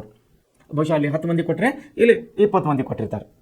ಮತ್ತು ಅದೇ ಅಂದರೆ 1861 ಪರಿಷತ್ ಕಾಯ್ದೆ ಏನಿತ್ತಲ್ಲ ಅದೇ ಪ್ರೊಸೆಸ್ ಕಂಟಿನ್ಯೂ 1892ನ ಕಾಯ್ದೆಯಲ್ಲಿ ಕೂಡ ಇವರು ಕಂಟಿನ್ಯೂ ಆಗಿ ಮಾಡ್ತಾ ಇದ್ದಾರೆ. ಯಾವ ರೀತಿ ಕೊಡ್ತಾ ಇದ್ದಾರೆ ಇವರು 1890 ಕಾಯ್ದೆಯು ಭಾರತೀಯರಿದ್ದ ಶಾಸನಸಭೆ ಪ್ರಾತಿನಿಧ್ಯವನ್ನು ಮತ್ತಷ್ಟು ವಿಸ್ತರಿಸಿ ಕಾಂಗ್ರೆಸ್ ಸಂಘಟನೆಯು ಬ್ರಿಟಿಷ್ ಆಡಳಿತ ಬಗ್ಗೆ ವಿಮರ್ಶಾತ್ಮಕ ನಿಲುವಿನ ಹಿನ್ನೆಲೆಯಲ್ಲಿ ಭಾರತೀಯರ ಪ್ರಾತಿನಿಧ್ಯವನ್ನು ಹೆಚ್ಚಿಸಲಾಯಿತು. ವಿಮರ್ಶಾತ್ಮಕ ನಾವೇನಂತೀವಿ, ವಿಮರ್ಶಾತ್ಮಕ ಅಂದರೆ ಕಂಪ್ಯಾರಿಸಿಂಗ್ ಅಂದರೆ ನಾವೇನಂದ್ರೆ ವಿಮರ್ಶೆ ಮಾಡುವುದು, ಅವ್ರ ಬಗ್ಗೆ ಮಾತನಾಡೋದಕ್ಕೆ ನಾವು ವಿಮರ್ಶಾತ್ಮಕ ಅಂತ ಹೇಳಿ ಕರಿತೀವಿ. ವಿಮರ್ಶೆ ಮಾಡೋದು ಯಾರ ಬಗ್ಗೆ? ಬ್ರಿಟಿಷರ ಬಗ್ಗೆ ಇವರು ಮುಂಚೆನೇ ಹೇಳಿದ್ರು. 1861 ಕಾಯ್ದೆಗೆ ಹೇಳಿದರು. ಏನು ಹೇಳಿದರು? ಬ್ರಿಟಿಷರ ಬಗ್ಗೆ ನಿಮಗೇನು ಅಭಿಮಾನ ಐತಪ್ಪ, ನಿಮಗೇನು ಅಭಿಪ್ರಾಯ ತಿಳಿಸಿರಿ ಅಂತ ಹೇಳಿದರು. ಅದು ಅಧಿಕಾರಿಯತರ ಕಾಯ್ದೆ ಕೊಟ್ಟಿದ್ದರು, ಅಧಿಕಾರಿಯತರ ಸ್ಥಾನಮಾನವನ್ನು ಕೊಟ್ಟಿದ್ದರು. ಅವರು ಇಲ್ಲೇನು ಮಾಡಿದ್ದೇವೆ ಅದನ್ನೇ ಕಂಟಿನ್ಯೂ ಮಾಡ್ಕೊಂಡಿದ್ದಾರೆ. 1892 ಕೂಡ ಅದನ್ನೇ ಕಂಟಿನ್ಯೂ ಮಾಡಿ ಸ್ವಲ್ಪ ಸಂಖ್ಯೆಯನ್ನು ಜಾಸ್ತಿ ಮಾಡಿದ್ದಾರೆ. ಇಲ್ಲಿ ಈ ಕಾಯ್ದೆಯ ಪ್ರಮುಖ ಅಂಶಗಳು ಏನು ಮಾಡಿದ್ರು? 1892ರ ಕಾಯ್ದೆಯಲ್ಲಿ ಏನು ಅಂಶಗಳು ಹೆಚ್ಚು ಮಾಡಿದ್ದಾರೆ ಅಂದರೆ ಕೇಂದ್ರ ಹಾಗೂ ಪ್ರಾಂತೀಯ ಶಾಸನ ಸಭೆಗಳಲ್ಲಿ ಹೆಚ್ಚುವರಿ ಸದಸ್ಯರ ಸಂಖ್ಯೆಯನ್ನು ಅಧಿಕಗೊಳಿಸಲಾಯಿತು. ಆಮೇಲೆ ಎರಡನೇದಾಗಿ ಶಾಸನ ಸಭೆ ಅಂದರೆ ಲೆಜಿಸ್ಲೇಟಿವ್ ಕೌನ್ಸಿಲ್ ಅಧಿಕಾರವನ್ನು ಹೆಚ್ಚಿಸಿ ಅವುಗಳಲ್ಲಿ ಬಜೆಟ್ ಬಗ್ಗೆ ಚರ್ಚಿಸುವ ಅಧಿಕಾರವನ್ನು ನೀಡಲಾಯಿತು. ಅಂದರೆ ಸೆಂಟ್ರಲ್ ಗೌರ್ಮೆಂಟ್ನಲ್ಲಿ ಇವಾಗ ನಮ್ಮ ಫೈನಾನ್ಸ್ ಮಿನಿಸ್ಟರ್ ಅದರಲ್ಲ ಬಜೆಟ್ ಮಂಡಿಸ್ತಾರೆ. ವರ್ಷಕ್ಕೆ 2 ಸಾರಿ, ಒಂದು ಚಳಿಗಾಲದ ಬಜೆಟ್, ಇನ್ನೊಂದು ವರ್ಷಕ್ಕೊಂದು ಸಾರಿ ಫೈನಾನ್ಸಿಯಲ್ ಹಣಕಾಸು ಬಜೆಟ್ ಅಂತೇಳಿ ಮಾರ್ಚ್ ತಿಂಗಳಲ್ಲಿ ಬಜೆಟ್ ಮಂಡನೆ ಮಾಡ್ತಾರೆ. ಇವಾಗಿದ್ದಂಥ ನಮ್ಮ ಸಂಸತ್ ಸದಸ್ಯರೆಲ್ಲರಿಗೆ ಅಲ್ಲಿ ಬಜೆಟ್ ಮೇಲೆ ಮಾತಾಡಲಿಕ್ಕೆ ಅವಕಾಶ ಕೊಡ್ತಾರೆ. ಸೊ ಇದನ್ನು ಕೂಡ ಅವಾಗ ಅಂದರೆ ಅವಾಗ 1892ರಲ್ಲಿ ಭಾರತೀಯ ಪರಿಷತ್ ಕಾಯ್ದೆಯಲ್ಲಿ ಕೂಡ ನಮ್ಮ ಭಾರತೀಯರಿಗೆ ಕೌನ್ಸಿಲ್ ಸಭೆ ಅಂದರೆ ಲೆಜಿಸ್ಲೇಟಿವ್ ಕೌನ್ಸಿಲ್ ಸಭೆಯಲ್ಲಿ ಅಧಿಕಾರವನ್ನು ಸ್ವಲ್ಪ ಹೆಚ್ಚಿಸಿ ಮಾಡಿ ಬಜೆಟ್ ಬಗ್ಗೆ ಚರ್ಚಿಸುವ ಇವರಿಗೆ ಅಧಿಕಾರವನ್ನು ಕೊಡಲಾಯಿತು. ಮೂರನೇ ಅಧಿಕಾರ ಏನಾಗಿತ್ತು ಅಂದರೆ 6 ದಿನಗಳ ಮುಂಚೆ ಮುನ್ಸೂಚನೆ ನೀಡಿ ಸಾರ್ವಜನಿಕ ಆಸಕ್ತಿಯ ವಿಷಯಗಳ ಬಗ್ಗೆ ಸರ್ಕಾರವನ್ನು ಪ್ರಶ್ನಿಸುವ ಹಕ್ಕನ್ನು ಕೊಡಲಾದರು. ಏನು ಮಾಡ್ತಾ ಇದ್ದಾರೆ ಇಲ್ಲಿ? ಸರ್ಕಾರವನ್ನು ಪ್ರಶ್ನೆ ಮಾಡಲಿಕ್ಕೆ ಇವರು ಅಧಿಕಾರವನ್ನು ಕೊಡ್ತಾ ಇದ್ದಾರೆ. ಅದು ಸಾರ್ವಜನಿಕರಿಗೆ ಅದು ಏನು ಮಾಡಬೇಕಂದ್ರೆ 6 ದಿನ ಮುಂಚೆನೇ ಹೇಳಬೇಕಂತ ಅವ್ರಿಗೆ. 6 ದಿನ ಮುಂಚೆವಾಗಿ ಅವ್ರು ಏನು ಮಾಡಬೇಕಂತ ಸಾರ್ವಜನಿಕ ಆಸಕ್ತಿ ವಿಷಯಗಳ ಬಗ್ಗೆ ಸರ್ಕಾರವನ್ನು ಪ್ರಶ್ನಿಸುವ ಒಂದು ಹಕ್ಕನ್ನು ಕೊಡ್ತಾ ಇದ್ದಾರೆ. ಯಾವ್ದ್ರಾಗೆ 1892ರ ಪರಿಷತ್ ಕಾಯ್ದೆಯಲ್ಲಿ. ಅದ್ರ ಕಂಡೀಷನ್ ಏನು? 6 ದಿನ ಮುಂಚೆ ತಿಳಿಸ್ಬೇಕು ಅವ್ರಿಗೆ. ನಾವು 6 ಡೇ ಬಿಫೋರ್ ಅವ್ರಿಗೆ ಹೇಳಬೇಕು, ನೋಡ್ರಿ ನಾವು ಇದ್ರ ಬಗ್ಗೆ ನಮಗೆ ಪ್ರಶ್ನೆ ಇದೆ, ನಿಮ್ಮನ್ನು ಮಾತಾಡಬೇಕಾಗಿದೆ ಅಂದಾಗ ಅವ್ರು ಏನು ಮಾಡೋರು? 6 ದಿನ ನಂತರ ನಮ್ಗೆ ಅವಕಾಶವನ್ನು ಕೊಡೋರು. ಸೊ ಈ ರೀತಿ ಏನಪ್ಪ ಅಂದ್ರೆ 1892ರ ಕಾಯ್ದೆಯಲ್ಲಿ ಸ್ವಲ್ಪ ಹೆಚ್ಚಿನ ಪ್ರಮಾಣದಲ್ಲಿ ನಮ್ಮ ಭಾರತೀಯರಿಗೆ ಅವಕಾಶವನ್ನು ಸಿಗ್ತಾ ಇರೋದನ್ನು ನಾವಿಲ್ಲಿ ಕಾಣ್ತಾ ಇದ್ದೀವಿ. ಮುಂದೆ ನೋಡೋಣ. ಮುಂದೆ ಏನೀಗ ಇನ್ನೊಂದು ಕಾಯ್ದೆಯನ್ನು ಅವರು ಜಾರಿಗೆ ತರ್ತಾ ಇದ್ದಾರೆ. ಯಾವುದು? ಭಾರತೀಯ ಪರಿಷತ್ ಕಾಯ್ದೆ. 1909ರಲ್ಲಿ ಇನ್ನೊಂದು ಭಾರತೀಯ ಪರಿಷತ್ ಕಾಯ್ದೆಯನ್ನು ಇವರು ಜಾರಿಗೆ ತರ್ತಾ ಇದ್ದಾರೆ. ನೋಡಿ, 1909ರಲ್ಲಿ ಇನ್ನೊಂದು ಭಾರತೀಯ ಪರಿಷತ್ ಕಾಯ್ದೆಯನ್ನು ಇವರು ಜಾರಿಗೆ ತರ್ತಾ ಇದ್ದಾರೆ. ಏನು ಹೇಳ್ತಾ ಇದೆ 1909 ಪರಿಷತ್ ಕಾಯ್ದೆ? ಈ ಕಾಯ್ದೆಯನ್ನು ಮಿಂಟೋ ಮಾರ್ಲೆ ಸುಧಾರಣಾ ಕಾಯ್ದೆ ಅಂತೇಳಿ ನಾವು ಕರೀತೇವೆ. ಮಿಂಟೋ ಮಾರ್ಲೆ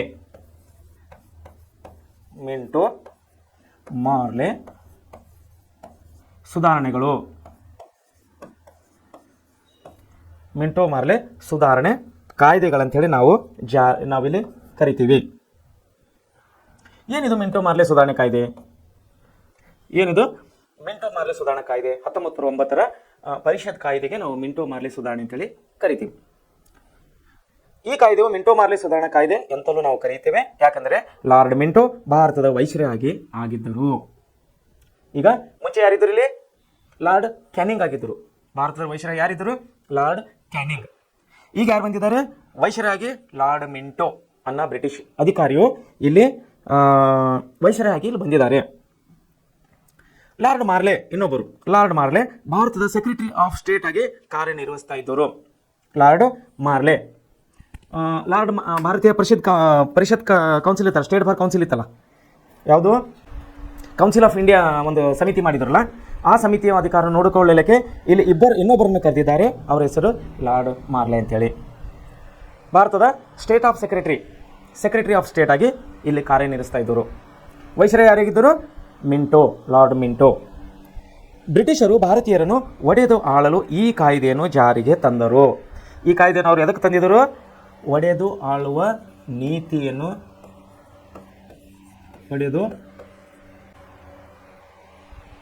ಒಡೆದು ಆಳಲು ಈ ಕಾಯ್ದೆಯನ್ನು ಅವರು ಬಳಸ್ಕೊಂಡ್ರು. ಯಾವ ಕಾಯ್ದೆ? 1909 ಪರಿಷತ್ ಕಾಯ್ದೆ. ಸೊ ಏನು ಹೇಳ್ತಾ ಇದೆ ಈ ಕಾಯ್ದೆ ಏನು ವಿಶೇಷತೆ ಇದೆ? ನಾವು ಲಕ್ಷ್ಯ ಕೊಡಬೇಕು. ಒಂದೊಂದು ಕಾಯ್ದೆಗಳು ಒಂದೊಂದು ವಿಶೇಷತೆಯನ್ನು ಮಾಡ್ತಾ ಬರ್ತಾ ಇದ್ದಾವೆ. 1861 ಭಾರತೀಯ ಪರಿಷತ್ನಲ್ಲಿ ಏನಾಗಿತ್ತು? ಬ್ರಿಟಿಷರಿಗೆ ಅಧಿಕಾರೇತರ ಸ್ಥಾನಮಾನವನ್ನು ಕೊಡಲಾಗಿತ್ತು. 1896 ಏನು ಮಾಡಿದ್ರು? ಆ ಸ್ಥಾನಮಾನವನ್ನು ಭಾರತೀಯರ ಸಂಖ್ಯೆ ಇದ್ದಂತ ಇನ್ನಷ್ಟು ಸ್ವಲ್ಪ ಹೆಚ್ಚಿಗಾಗಿ ಮಾಡಿದ್ರು. 1909 ಭಾರತೀಯ ಪರಿಷತ್ ಕಾಯ್ದೆಯಲ್ಲಿ ಏನು ಮಾಡ್ತಾ ಇದ್ದಾರೆ? ಇಲ್ಲಿ ಒಡೆದು ಆಳುವ ನೀತಿಯನ್ನು ಅಂತ ಜಾರಿಗೆ ತರ್ತಾ ಇದ್ದಾರೆ. ಯಾಕಂದರೆ ಇಲ್ಲಿ ವೈಸ್ರಾಯ್ ಅವರು ಚೇಂಜ್ ಆಗಿದ್ದಾರೆ. ವೈಸ್ರಾಯ್ ಅವರ ಬದಲಾವಣೆ ಆಗಿದೆ. ಮುಂಚೆ ಯಾರಿದ್ದರು? ಲಾರ್ಡ್ ಕ್ಯಾನಿಂಗ್ ಅನ್ನೋ ವೈಸ್ರಾಯ್ ಇದ್ದರು. ಈಗ ಲಾರ್ಡ್ ಮಿಂಟೋ ಅನ್ನೋ ವ್ಯಕ್ತಿ ಭಾರತದ ವೈಸ್ರಾಯ್ಗೆ ಅಧಿಕಾರ ನಡೆಸ್ತಾ ಇದ್ದಾರೆ. ಸೊ ಏನು ಪರಿಣಾಮ ಬೀರ್ತಾ ಇದೆ 1909 ಪರಿಷತ್ ಕಾಯ್ದೆ ಏನು ಹೇಳ್ತಾ ಇದೆ ಅನ್ನೋದು ನಾವು ನೋಡೋಣ. ಕೇಂದ್ರ ಶಾಸನ ಸಭೆ ಸದಸ್ಯರ ಸಂಖ್ಯೆಯನ್ನು 16ರಿಂದ 60ಕ್ಕೆ ಏರಿಸ್ತಾ ಇದ್ದಾರೆ. ಇಲ್ಲಿ ಕೇಂದ್ರ ಶಾಸನ ಸಭೆ ಇತ್ತಲ್ಲ, ಅದರ ಸದಸ್ಯರ ಸಂಖ್ಯೆ ಎಷ್ಟು ಜನ ಇದ್ರು? ಮುಂಚೆ 16 ಜನ ಇದ್ದರು. ಎಷ್ಟು ಜನ ಇದ್ದರು? 16 ಇದ್ದರು. ಅದನ್ನು ಏನು ಮಾಡ್ತಾ ಇದ್ದಾರೆ? ಇವರು 60ಕ್ಕೆ ಏರಿಸ್ತಾ ಇದ್ದಾರೆ. 16 ಇದ್ದಂಥ ಶಾಸನ ಸಭೆಯ ಸದಸ್ಯರ ಸಂಖ್ಯೆಯನ್ನು ಅವರು 60ಕ್ಕೆ ಏರಿಸ್ತಾ ಇದ್ದಾರೆ. ಪ್ರಾಂತಗಳಲ್ಲೂ ಅಂದರೆ ನಮ್ಮ ದೇಶದ ಹಲವು ಪ್ರಾಂತಗಳೆಲ್ಲ ವಿಂಗಡಣೆ ಆಗುತ್ತಲ್ಲ, ಪ್ರಾಂತಗಳಲ್ಲೂ ಶಾಸನ ಸಭೆಗಳ ಸದಸ್ಯರ ಸ್ಥಾನಮಾನವನ್ನು ಹೆಚ್ಚಿಸಲಾಗ್ತಾ ಇದೆ. ಅಂದರೆ ಕೇಂದ್ರ ಶಾಸನ ಸಭೆಯಲ್ಲೂ ಕೂಡ ಹೆಚ್ಚಿಗೆ ಮಾಡಿದ್ದಾರೆ. ಮತ್ತು ಪ್ರಾಂತೀಯ ತನ್ನ ಅನೇಕ ಪ್ರಾಂತಗಳನ್ನು ಒಳಗೊಂಡಿದೆಯಲ್ಲ, ಆ ಪ್ರಾಂತಗಳ ಶಾಸನ ಸಭೆಯ ಸದಸ್ಯರ ಸಂಖ್ಯೆಯನ್ನು ಇವರು ಹೆಚ್ಚಿಗೆ ಮಾಡ್ತಾ ಇದ್ದಾರೆ. ಮೊದಲ ಬಾರಿಗೆ ಚುನಾವಣೆ ಮೂಲಕ ಶಾಸನ ಸಭೆಗೆ ಆಯ್ಕೆಯಾಗಲು ಅವಕಾಶವನ್ನು ನೀಡಲಾಯಿತು. ಅಂದರೆ ಇಲ್ಲಿವರೆಗೆ 3 ನಾವು ಪರಿಷತ್ ಕಾಯ್ದೆಗಳನ್ನು ನಾವು ಕಾಣ್ತಾ ಇದ್ದೆವು. ಒಂದು 1861, ಎರಡನೇದು 1892, ಮೂರನೇದು 1909. ಈ 3 ಅಂದರೆ 2 ಕಾಯ್ದೆಗಳಲ್ಲಿ ಚುನಾವಣೆಯ ಅವಕಾಶವೂ ಇದ್ದಿಲ್ಲ. 2 ಕಾಯ್ದೆಗಳು 1861 ಮತ್ತು 1890ರಲ್ಲಿ ಚುನಾವಣೆಗೆ ನಿಲ್ಲುವಂತಹ ಪ್ರೊಸೆಸ್ ಅಂದರೆ ವಿಧಾನ ಇದ್ದಿಲ್ಲ. 1909 ಕಾಯ್ದೆಯಲ್ಲಿ ಅಂದರೆ ಮಿಂಟೋ ಒಂದು ಅಧಿಕಾರಕ್ಕೆ ಬಂದಾಗ, ಮಾರ್ಲೆ ಮಿಂಟೋ ಒಂದು ಅಧಿಕಾರಕ್ಕೆ ಬಂದಾಗ ಇಲ್ಲಿ ಹೊಸತನವನ್ನು ಪ್ರಯೋಗ ಮಾಡ್ತಾ ಇದ್ದಾರೆ. ಏನಂದರೆ ಈ ಕೌನ್ಸಿಲ್ಗೆ, ಈ 16 ಜನ ಕೌನ್ಸಿಲ್ ಇದ್ದಿದ್ದು ಏನು ಮಾಡಿದ್ದಾರೆ? ಇಲ್ಲಿ 60 ಮಾಡಿದ್ದಾರೆ. ಮಾಡಿ ಈ ಕೌನ್ಸಿಲ್ನಲ್ಲಿ ಎಂಟ್ರಿ ಆಗಬೇಕು, ಈ ಕೌನ್ಸಿಲ್ಗೆ ಪ್ರವೇಶವನ್ನು ತಗೋಬೇಕಂದ್ರೆ ನಮ್ಮ ದೇಶದ ವ್ಯಕ್ತಿಯು ಎಲೆಕ್ಷನ್ ಅಂದರೆ ಚುನಾವಣೆಗೆ ನಿಂದಿರಬೇಕಾಗಿತ್ತು. ಚುನಾವಣೆ ನಡೆಸಿ ಚುನಾವಣೆಯನ್ನು ಗೆದ್ದಿದವರಿಗೆ, ಚುನಾವಣೆಯಲ್ಲಿ ಗೆಲುವು ಸಾಧಿಸಿದವರಿಗೆ ಈ ಸಮಿತಿಯಲ್ಲಿ ಅವರಿಗೆ ಸ್ಥಾನಮಾನವನ್ನು ಕೊಡ್ತಾ ಇದ್ದರು. ಮೊದಲ ಬಾರಿಗೆ ಈ ಪ್ರೋಸೆಸ್ಸನ್ನು, ಈ ವಿಧಾನವನ್ನು ಅವರು ಜಾರಿಗೆ ತಂದರು. ಮುಸ್ಲಿಮರಿಗೆ ಪ್ರತ್ಯೇಕ ರಾಜಕೀಯ ಪ್ರಾತಿನಿಧ್ಯ ನೀಡುವ, ನೋಡ್ರಿ ಇಲ್ಲಿ ಮತ್ತೊಂದು ಚಾಣಕ್ಷತೆಯನ್ನು ಅವರು ಮರಿತಾ ಇದ್ದಾರೆ ಬ್ರಿಟಿಷರು. ಇಲ್ಲಿ ಅವ್ರಿಗೆ ಗೊತ್ತಾಯ್ತು ಭಾರತದಲ್ಲಿ ಹಿಂದೂ, ಮುಸ್ಲಿಂ, ಸಿಖ್, ಜೈನ ಸುಮಾರು ಧರ್ಮಗಳಿದ್ದಾವಂತ ಅವ್ರಿಗೆ ಗೊತ್ತಾಗಿತ್ತು. ಅದಕ್ಕಾಗಿ ಅವ್ರು ಏನು ಮಾಡಿದ್ರು? ಇಲ್ಲಿ ಒಡೆದು ಆಳುವ ನೀತಿಯನ್ನು ಇಲ್ಲಿ ಜಾರಿಗೆ ತರ್ತಾ ಇದ್ದಾರೆ. ಇದೇ ಕಾಯ್ದೆಯಲ್ಲಿ 1909 ಮಿಂಟೋ ಮಾರ್ಲೆ ಸುಧಾರಣೆ ಕಾಯ್ದೆಗಳಲ್ಲಿ ಅವರು ಒಡೆದು ಆಳುವ ನೀತಿಯನ್ನು ಜಾರಿಗೆ ತರ್ತಾ ಇದ್ದಾರೆ. ಇಲ್ಲಿ ಏನು ಮಾಡ್ತಾ ಇದ್ದಾರೆ, ಮುಸ್ಲಿಮರಿಗೆ ರಾಜಕೀಯ ಪ್ರಾತಿನಿಧ್ಯ ನೀಡುವ ಉದ್ದೇಶದಿಂದ ಅವರೇನು ಮಾಡಿದ್ರು, ಚುನಾವಣಾ ಮತಗಟ್ಟೆ, ಪ್ರತ್ಯೇಕ ಚುನಾವಣೆ ಮತಗಟ್ಟೆ ಅಂದರೆ ಮುಸ್ಲಿಮರು ಹೋಗಿ ಬೇರೆ ಕಡೆ ವೋಟಿಂಗ್ ಹಾಕೋದು, ಹಿಂದೂಗಳು ಹೋಗಿ ಬೇರೆ ಕಡೆ ವೋಟಿಂಗ್ ಹಾಕೋದು, ಅಂದರೆ ಅವರ ಓಟುಗಳನ್ನು ಪ್ರತ್ಯೇಕವಾಗಿ ಎಣಿಸುವುದು, ಇವರ ಓಟುಗಳನ್ನು ಪ್ರತ್ಯೇಕವಾಗಿ ಎಣಿಸೋದರೊಂದಿಗೆ ಅಂದರೆ ಮುಸ್ಲಿಮರಿಗೆ ಪ್ರತ್ಯೇಕವಾದಂಥ ಚುನಾವಣಾ ಮತಗಟ್ಟೆಯನ್ನು ಇವರು ಪ್ರಾರಂಭ ಮಾಡ್ತಾ ಇದ್ದಾರೆ. ನೋಡಿ, ಅದೇ ಕೊಟ್ಟಿದೆ, ಮುಸ್ಲಿಮರಿಗೆ ರಾಜಕೀಯ ಪ್ರಾತಿನಿಧ್ಯ ನೀಡುವ ಉದ್ದೇಶದಿಂದ ಪ್ರತ್ಯೇಕ ಚುನಾವಣಾ ಮತಗಟ್ಟೆ ವ್ಯವಸ್ಥೆಯನ್ನು ಜಾರಿಗೆ ತರಲಾಯಿತು. ಯಾವ ಕಾಯ್ದೆ ಮೂಲಕ? 1909 ಪರಿಷತ್ ಕಾಯ್ದೆ ಮೂಲಕ. ಯಾರಿದ್ದಾರೆ ಈಗ ವೈಸರಾಯಲ್ಲಿ? ಲಾರ್ಡ್ ಮಿಂಟೋ ಅವರ ಅಧ್ಯಕ್ಷತೆಯಲ್ಲಿ ಈ ಸುಧಾರಣೆಗಳನ್ನು ಕೆಳಗೆ ತರ್ತಾ ಇದ್ದಾರೆ. ಮುಂದೆ ಇನ್ನೊಂದು ಪರಿಷತ್ ಕಾಯ್ದೆಯನ್ನು ಇವರು ಜಾರಿಗೆ ತರ್ತಾ ಇದ್ದಾರೆ. ಅದೇನೆಂದರೆ, ಈಗ ಆಲ್ರೆಡಿ ಅವರು 3 ಕಾಯ್ದೆಗಳನ್ನು ಜಾರಿಗೆ ತಂದಿದ್ದಾರೆ. ಯಾವುದು? 1861, 1892 ಮತ್ತು 1909 ಅನ್ನುವಂಥ 3 ಕಾಯ್ದೆಗಳನ್ನು ಇವರು ಜಾರಿಗೆ ತಂದಿದ್ದಾರೆ. ಇಲ್ಲಿ ಯಾರಿದ್ದಾರೆ? ಲಾರ್ಡ್ ಮಿಂಟೋ ಅನ್ನುವಂಥ ವೈಸ್ರಾಯಲ್ಲಿ ಇದ್ದಾರೆ. ಇಲ್ಲಿ ಯಾರಿದ್ದಾರೆ? ಲಾರ್ಡ್ ಕ್ಯಾನಿಂಗ್ ಅನ್ನುವರು ಇಲ್ಲಿ ಬ್ರಿಟಿಷ್ ವೈಸ್ರಾಯಾಗಿ ಕೆಲಸ ಮಾಡ್ತಾ ಇದ್ದಾರೆ. ಲಾರ್ಡ್ ಕ್ಯಾನಿಂಗ್ ಅನ್ನೋನು 2 ಪರಿಷತ್ ಕಾಯ್ದೆಗಳಲ್ಲಿ ಇಲ್ಲಿ ಕೆಲಸ ಮಾಡಿದ್ದಾರೆ. ಒಂದು 1861, 1892 ಮತ್ತು ವೈಸ್ರಾಯ್ ಏನು ಮಾಡಿದ್ದಾರೆ? 1809ರಲ್ಲಿ ಅವರು ತನ್ನ ಕಾರ್ಯವನ್ನು ಇಲ್ಲಿ ಮಾಡ್ತಾ ಇದ್ದಾರೆ. ಈಗ ಇನ್ನೊಂದು ಕಾಯ್ದೆಯನ್ನು ಇವರು ಜಾರಿಗೆ ತರ್ತಾ ಇದ್ದಾರೆ. 1919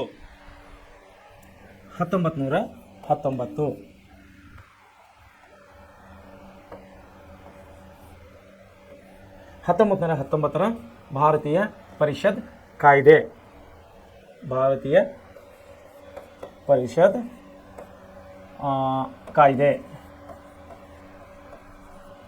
ಪರಿಷತ್ ಕಾಯ್ದೆ ಅನ್ನೋದು ಇಲ್ಲಿ ಅವರು ಜಾರಿಗೆ ತರ್ತಾ ಇದ್ದಾರೆ.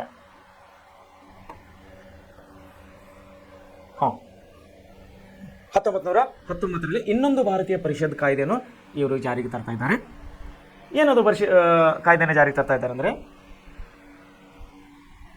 ಈ ಕಾಯ್ದೆಯನ್ನು ಮಾಂಟೇಗೋ ಚೇಮ್ಸ್ಬರ್ಗ್ ಸುಧಾರಣೆ ಕಾಯ್ದೆ ಅಂತಲೂ ಕರೆಯುವರು. ಈ ಕಾಯ್ದೆಗೆ ಏನು ಮಾಡ್ತಾ ಇದ್ದಾರೆ? ಮಾಂಟೇಗೋ ಒಂದು ನಿಮಿಷ ನೋಡ್ರಿ. ಮಾಂಟೇಗೋ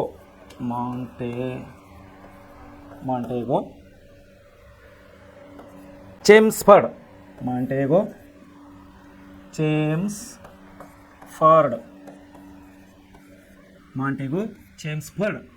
ಅನ್ನುವಂಥ ಒಂದು ಕಾಯ್ದೆಯನ್ನು ಇವರು ಜಾರಿಗೆ ತರ್ತಾ ಇದ್ದಾರೆ 1919ರಲ್ಲಿ. ಇದಕ್ಕೇನು ಹೆಸರು ಕರಿತಾ ಇದ್ದಾರೆ ಅವರು? ಮಾಂಟೇಗೋ ಚೇಮ್ಸ್ಬರ್ಗ್ ಸುಧಾರಣಾ ಕಾಯ್ದೆ ಅಂತೇಳಿ ಇದಕ್ಕೆ ಕರಿತಾ ಇದ್ದಾರೆ. ಮೊದಲನೇ ಮಹಾಯುದ್ಧ ತಾವು ಲಕ್ಷ ಕೊಡಬೇಕಿಲ್ಲಿ. ಈಗ ಜಗತ್ತಿನಾದ್ಯಂತ ಈ ಒಂದು ಸಂದರ್ಭದಲ್ಲಿ ಅಂದರೆ 1919ರಿಂದ ಈಚೆಯಲ್ಲಿ ಜಗತ್ತು ಹಲವು ಬದಲಾವಣೆಗಳನ್ನು ಇಲ್ಲಿ ಕಾಣ್ತಾ ಇದೆ. 1914ರಲ್ಲಿ ಮೊದಲನೇ ಮಹಾಯುದ್ಧವನ್ನೇ ನಾವು ಕಾಣ್ತಾ ಇದ್ದೇವೆ ಜಗತ್ತಿಗೆ. ಮೊದಲನೇ ಮಹಾಯುದ್ಧ 1914ರಿಂದ 1918ರವರೆಗೆ ಸಂದರ್ಭದಲ್ಲಿ ಭಾರತೀಯರನ್ನು ಯುದ್ಧದಲ್ಲಿ ಬ್ರಿಟಿಷರ ಪರವಾಗಿ ಭಾಗವಹಿಸಲು ಪ್ರೇರೇಪಿಸಿದ ಹಿನ್ನೆಲೆಯಲ್ಲಿ ಈ ಕಾಯ್ದೆಯನ್ನು ಜಾರಿಗೆ ತರಲಾಯಿತು. ನೋಡಿರಿ, ಇಲ್ಲಿ ಏನಾಗ್ತಾ ಇದೆ? 1919ರಲ್ಲಿ ಏನಾಗ್ತಾ ಇದೆ? ಆಲ್ರೆಡಿ ಮೊದಲನೇ ಮಹಾಯುದ್ಧ ಇಲ್ಲಿ ಜಾರಿಗೆ ಹೋಗಿದೆ. 1914ರಿಂದ 18ರವರೆಗೆ ಮೊದಲನೇ ಮಹಾಯುದ್ಧ ಜಾರಿಗೆ ಹೋಗಿದೆ. ಇಲ್ಲಿ ಏನು ಪ್ರೇರೇಪಿಸ್ತಾ ಇದೆ ಅಂದರೆ, ನಮ್ಮ ಭಾರತೀಯ ಸೈನಿಕರನ್ನು, ನಮ್ಮ ದೇಶದ ಸೈನಿಕರನ್ನು ಇಲ್ಲಿ ಕೊಟ್ಟಿದ್ದಾರೆ ನೋಡಿ. ಇದೇ ಸಂದರ್ಭದಲ್ಲಿ ಭಾರತೀಯರನ್ನು ಯುದ್ಧದಲ್ಲಿ ಬ್ರಿಟಿಷರ ಪರವಾಗಿ ಇವರು ಹೋರಾಡಬೇಕು. ನಮ್ಮ ದೇಶದ ಸೈನಿಕರು ಬ್ರಿಟಿಷರ ಪರವಾಗಿ ಭಾಗವಹಿಸಲು ಪ್ರೇರೇಪಿಸಿದ ಹಿನ್ನೆಲೆಯಲ್ಲಿ ಈ ಕಾಯ್ದೆಯನ್ನು ಜಾರಿಗೆ ತರಲಾಯಿತು. ಸೆಕ್ರೆಟರಿ ಆಫ್ ಸ್ಟೇಟ್ ನೋಡಿ, ಇಲ್ಲೊಂದು ಸಮಿತಿ ಐತಲ್ಲ, 15 ಜನರದ ಸೆಕ್ರೆಟರಿ ಆಫ್ ಸ್ಟೇಟ್ ಆಗಿದ್ದ ಮಾಂಟೇಗೋ. ಇಲ್ಲಿ ನೋಡಿ, secretary of state for India ಅಂತೇಳಿ ಒಂದು ಕೌನ್ಸಿಲ್ ಇದೆ. ಅದರಲ್ಲಿ ಯಾರ್ಯಾರು ಸದಸ್ಯರಿದ್ದಾರೆ? ಬ್ರಿಟಿಷ್ ದೇಶದ ಸಂಸತ್ ಸದಸ್ಯರು ಅದರಲ್ಲಿ ಸದಸ್ಯರಾಗಿದ್ದಾರೆ. ಅವರಿಗೆ ಸಹಾಯಕರಾಗಿ ಯಾವುದು? ಇಂಡಿಯನ್ ಕೌನ್ಸಿಲ್ ಆಫ್ ಸೆಂಟರ್ ಅಂತೇಳಿ ಇನ್ನೊಂದು ಅವರು ಕಮಿಟಿಯನ್ನು ಮಾಡಿದ್ದಾರೆ. ಈ ಸೆಕ್ರೆಟರಿ ಆಫ್ ಸ್ಟೇಟ್ನ ಮುಖ್ಯಸ್ಥನಾದಂಥ ಇವನು ಯಾರು? ಮಾಂಟೇಗೋ. ಅವರು ಬ್ರಿಟನ್ನಿನ ಸಂಸತ್ತಿನಲ್ಲಿ 20/8/1917 ನೋಡಿ, 20/8/1917ರಲ್ಲಿ ಒಂದು 20/8/1917ರಲ್ಲೂ ಒಂದು ಘೋಷಣೆಯನ್ನು ಮಾಡಿತಾನು. ಯಾರು? ಬ್ರಿಟಿಷ್ ಸಂಸದ. ಏನು ಘೋಷಣೆ ಮಾಡಿತಾನವರು? ಈ ಕಾಯ್ದೆಯು ರೂಪುಗೊಂಡಿತ್ತು. ಯಾವ ಕಾಯ್ದೆ? ಮಾಂಟೆಗೋ ಅವರು ಭಾರತೀಯರಿಗೆ ಹಂತ ಹಂತವಾಗಿ ಜವಾಬ್ದಾರಿ ಸರ್ಕಾರವನ್ನು ನೀಡುವುದೇ ಬ್ರಿಟಿಷ್ ಸರ್ಕಾರದ ಗುರಿ ಎಂದು ಘೋಷಿಸಿದರು. ಭಾರತದ ವೈಸರಾಯ್ ಆಗಿದ್ದ ಚೇಮ್ಸ್ಬರ್ಡ್, ಅವಾಗ ಯಾರಿದ್ದರು ಭಾರತದಾಗ? ಇಲ್ಲಿ ಇವರು ವೈಸರಾಯ್ ಯಾರಿದ್ದರಾಗ? ಚೇಮ್ಸ್ಬರ್ಡ್. ಅವರು ರಾಜಕೀಯ ಸುಧಾರಣೆಗಳಿಗೆ, ಯಾರು? ಬ್ರಿಟಿಷ್ ವೈಸರಾಯ್ ರಾಜಕೀಯ ಸುಧಾರಣೆಗಳಿಗೆ ಧ್ವನಿಗೂಡಿದರು. ಪರಿಣಾಮವಾಗಿ 1919ರಲ್ಲಿ ಭಾರತೀಯ ಪರಿಷತ್ ಕಾಯ್ದೆ ಜಾರಿಗೆ ಬಂತು. ಮಾಂಟೆಗೋ ಚೇಮ್ಸ್ಬರ್ಡ್ ಏನು ಮಾಡ್ತಾ ಇದ್ದಾರೆ? ಇಲ್ಲಿ ಭಾರತೀಯರಿಗೆ ಹಂತ ಹಂತವಾಗಿ ಅಧಿಕಾರವನ್ನು ಕೊಡಬೇಕು, ಭಾರತೀಯರಿಗೆ ಹಂತ ಹಂತವಾಗಿ ಅಧಿಕಾರವನ್ನು ಕೊಡಬೇಕು ಅನ್ನುವಂಥ ನಿಟ್ಟಿನಲ್ಲಿ ಇವರು ಯಾರು? ನಮ್ಮ ಮಾಂಟೆಗೋ ಬ್ರಿಟನ್ನಿನ ಸಂಸ್ಥಾನಾಗಿದ್ದ. ಇವನು ಇವತ್ತಿನ ದಿವಸ ಅಂದರೆ 20/8/1917 ಬ್ರಿಟಿಷ್ ಸಂಸತ್ತಿನಲ್ಲಿ ಒಂದು ಘೋಷಣೆ ಕೂಗ್ತಾನೆ. ಏನು ಕೂಗ್ತಾ ಇದ್ದಾನೆ ಅಂದರೆ 1919ರ ಭಾರತೀಯ ಪರಿಷತ್ ಕಾಯ್ದೆ ಮುಖಾಂತರವಾಗಿ ನಾವು ಭಾರತೀಯರಿಗೆ ಹಂತ ಹಂತವಾಗಿ ಅವರ ಅಧಿಕಾರವನ್ನು ಕೊಡ್ತೀವಿ ಅಂತೇಳಿ ಘೋಷಣೆ ಮಾಡಿದರು. ಆ ಒಂದು ನಿಟ್ಟಿನಲ್ಲಿ ಇವರು ಯಾರಿದ್ದರು? ಇವರು ಚೇಮ್ಸ್ಬರ್ಡ್ ನಮ್ಮವರು ಇದ್ದಾರಲ್ಲ, ಇವರು ಯಾರು? ವೈಸರಾಯ್, ಭಾರತದ ವೈಸರಾಯ್ ಅವಾಗೇನು ಕೆಲಸ ಮಾಡ್ತಾ ಇದ್ರಲ್ಲ ಅವರು ಆ ನಿಟ್ಟಿನಲ್ಲಿ ಕೂಡ ಧ್ವನಿಗೂಡಿದರು. ಆ ನಿಟ್ಟಿನಲ್ಲಿ ಧ್ವನಿಗೂಡು ಭಾರತೀಯ ಪರಿಷತ್ ಕಾಯ್ದೆ ಅವತ್ತಿನಿಂದ ಜಾರಿಗೆ ಬಂತು. ಸೊ ಈಗ ಇಲ್ಲಿವರೆಗೆ ಎಷ್ಟು ಕಾಯ್ದೆಗಳನ್ನು ಜಾರಿಗೆ ತಂದರೆ? ಅವರು 4 ಕಾಯ್ದೆಗಳನ್ನು ಅವರು ಜಾರಿಗೆ ತಂದಿದ್ದಾರೆ. ಒಂದು 1861, ಎರಡನೇದಾಗಿ 1892, ಮೂರನೇದಾಗಿ 1909 ಮತ್ತು ನಾಲ್ಕನೇದಾಗಿ 1919ರ ಭಾರತೀಯ ಪರಿಷತ್ ಕಾಯ್ದೆ ಅನ್ನುವಂಥ ಈ 4 ಕಾಯ್ದೆಗಳನ್ನು ಅವರು ಜಾರಿಗೆ ತಂದಿದ್ದಾರೆ ಇಲ್ಲಿವರೆಗೆ. ಮುಂದೆ ನೋಡಿ, ಇನ್ನೊಂದು ಕಾಯ್ದೆಯನ್ನು ಅವರು ಜಾರಿಗೆ ತರ್ತಾ ಇದ್ದಾರೆ 1935. 1935ರಲ್ಲಿ ಕೂಡ ಒಂದು ಕಾಯ್ದೆಯನ್ನು ಅವರು ಜಾರಿಗೆ ತರ್ತಾ ಇದ್ದಾರೆ. ಎಂಥ ಕಾಯ್ದೆ ಜಾರಿಗೆ ತರ್ತಾ ಇದ್ದಾರೆ ಅವರು? ನೋಡಿ, 1935ರಲ್ಲಿ ಇನ್ನೊಂದು ಕಾಯ್ದೆಯನ್ನು ಅವರು ಜಾರಿಗೆ ತರ್ತಾ ಇದ್ದಾರೆ. ಭಾರತದ ಸಂವಿಧಾನ ರಚನೆಗೆ ಅವರು ಹೇಳಿದ್ರಲ್ಲ ಮುಂಚೆನೆ 1919ನೇ ಭಾರತ ಪರಿಷತ್ ಕಾಯ್ದೆಯಲ್ಲಿ ಹೇಳಿದರು. ಅವ್ರು ಏನಂದಿರು? ಈ ಕಾಯ್ದೆ ಉದ್ದೇಶ ಏನಾಗಿದೆ ಅಂದರೆ ನಾವು ಹಂತ ಹಂತವಾಗಿ ಭಾರತೀಯರಿಗೆ ಅವರಿಗೆ ಅಧಿಕಾರವನ್ನು ಕೊಡ್ತೀವಿ, ಹಂತ ಹಂತವಾಗಿ ಅವರಿಗೆ ಅಧಿಕಾರ ಕೊಡ್ತೀವಿ ಭಾರತೀಯರಿಗೆ ಅಂತೇಳಿ ಕಾಯ್ದೆಯಲ್ಲಿ 1919ರಲ್ಲಿ ಅವರು ತಿಳಿಸಿದರು. ಅದರ ಮುಂದುವರಿದ ಭಾಗವಾಗಿ 1935ರಲ್ಲಿ ಇನ್ನೊಂದು ಭಾರತೀಯ ಪರಿಷತ್ ಕಾಯ್ದೆಯನ್ನು ಅವರು ಜಾರಿಗೆ ತರ್ತಾ ಇದ್ದಾರೆ. ಏನು ಹೇಳ್ತಾ ಇದೆ 1935ರ ಕಾಯ್ದೆ? ಭಾರತ ಸಂವಿಧಾನ ರಚನೆಗೆ ಈ ಕಾಯ್ದೆಯನ್ನು ಬುನಾದಿಯಾಗಿದೆ. ಬುನಾದಿ ಅಂದರೆ ಬೇಸ್ಮೆಂಟ್ ಅಂದರೆ ನಾವೇನಂತೀವಲ್ಲ, ಬೇಸ್ಮೆಂಟ್ ಫೌಂಡೇಶನ್ ಅಂತೇಳಿ ನಾವೇನು ಕರಿತೀವಲ್ಲ. ಈ 1935ರ ಕಾಯ್ದೆಯು ನಮ್ಮ ದೇಶದ ಸಂವಿಧಾನ ರಚನೆಗೆ ಒಂದು ಬುನಾದಿಯಾಗಿದೆ ಅಂತೇಳಿ ನಾವು ಹೇಳ್ತಾ ಇದ್ದೇವೆ. ಈ ಕಾಯ್ದೆಯು ರೂಪುಗೊಳ್ಳಲು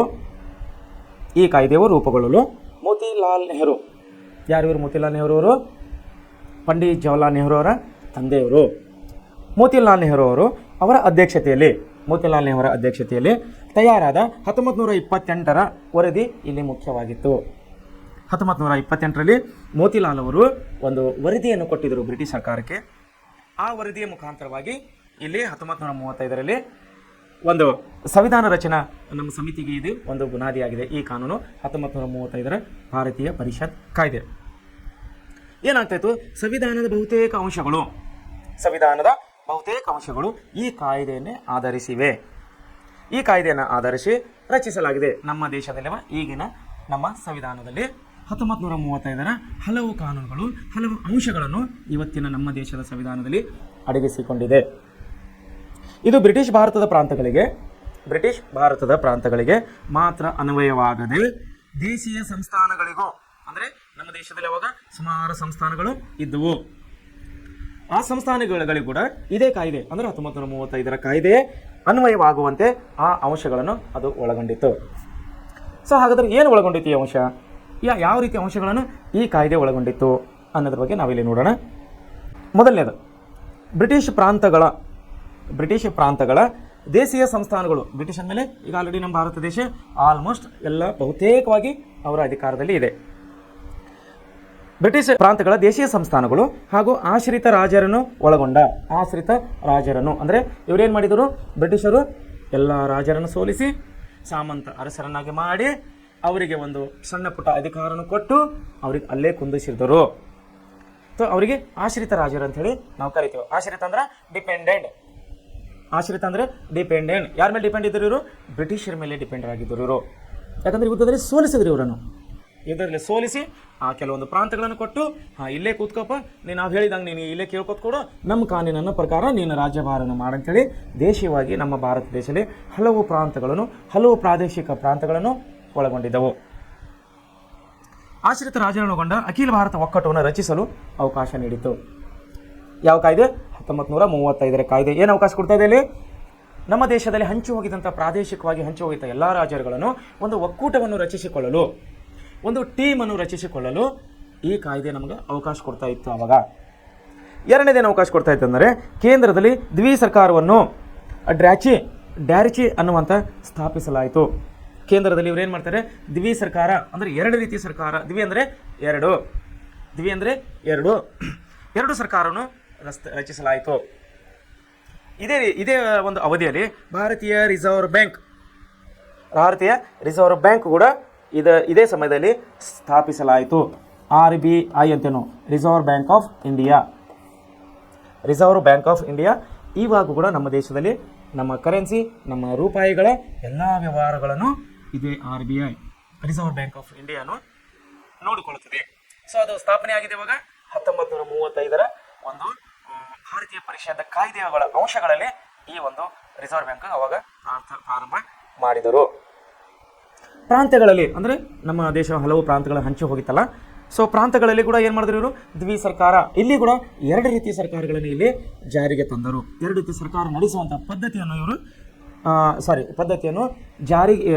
ರದ್ದುಗೊಳಿಸಿ, ದ್ವಿ ಸರ್ಕಾರವನ್ನು ರದ್ದುಗೊಳಿಸಿ ಪ್ರಾಂತಗಳಿಗೆ ಸ್ವಾಯತ್ತತೆಯನ್ನು ನೀಡಲಾಯಿತು. ಸ್ವಾಯತ್ತತೆ ಅಂದರೆ ಸ್ವಾತಂತ್ರ್ಯ. ಇವರೇನು ಮಾಡಿದರು? ಕೇಂದ್ರದಲ್ಲಿ ದ್ವಿ ಸರ್ಕಾರವನ್ನು ಜಾರಿಗೆ ತಂದಿದ್ದರು, ರಾಜ್ಯಗಳಿಗೆ ಕೂಡ ದ್ವಿ ಸರ್ಕಾರವನ್ನು ಜಾರಿಗೆ ತಂದಿದ್ದರು. ಯಾವಾಗ? 1919ರ ಕಾಯ್ದೆಯಲ್ಲಿ. 1935ರ ಕಾಯ್ದೆಯಲ್ಲಿ ಏನು ಮಾಡ್ತಾ ಇದ್ದಾರೆ?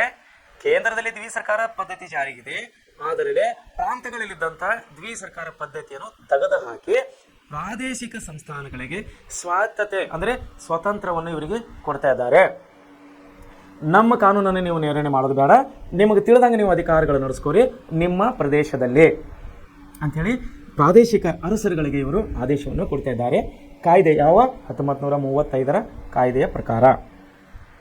ಹಾಗೆ ಇದೇ ರೀತಿ ಏನಾಯಿತು? ಇದೇ ಸಮಯದಲ್ಲಿ ಭಾರತದಲ್ಲಿ ಫೆಡರಲ್ ಕೋರ್ಟ್ ಸ್ಥಾಪನೆಗೆ ಇಲ್ಲಿ ಅವಕಾಶವನ್ನು ಕೊಡ್ತಾ ಇದ್ದಾರೆ.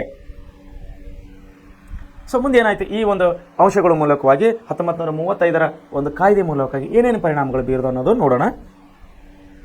ಭಾರತದ ಸಂವಿಧಾನದ ಬೆಳವಣಿಗೆಯನ್ನು ಚಾರಿತ್ರಿಕವಾಗಿ ಗುರುತಿಸುವಾಗ, ಭಾರತದ ಸಂವಿಧಾನದ ಬೆಳವಣಿಗೆಯನ್ನು ಚರಿತ್ರೆಯನ್ನು ಗುರುತಿಸುವಾಗ ವಿವಿಧ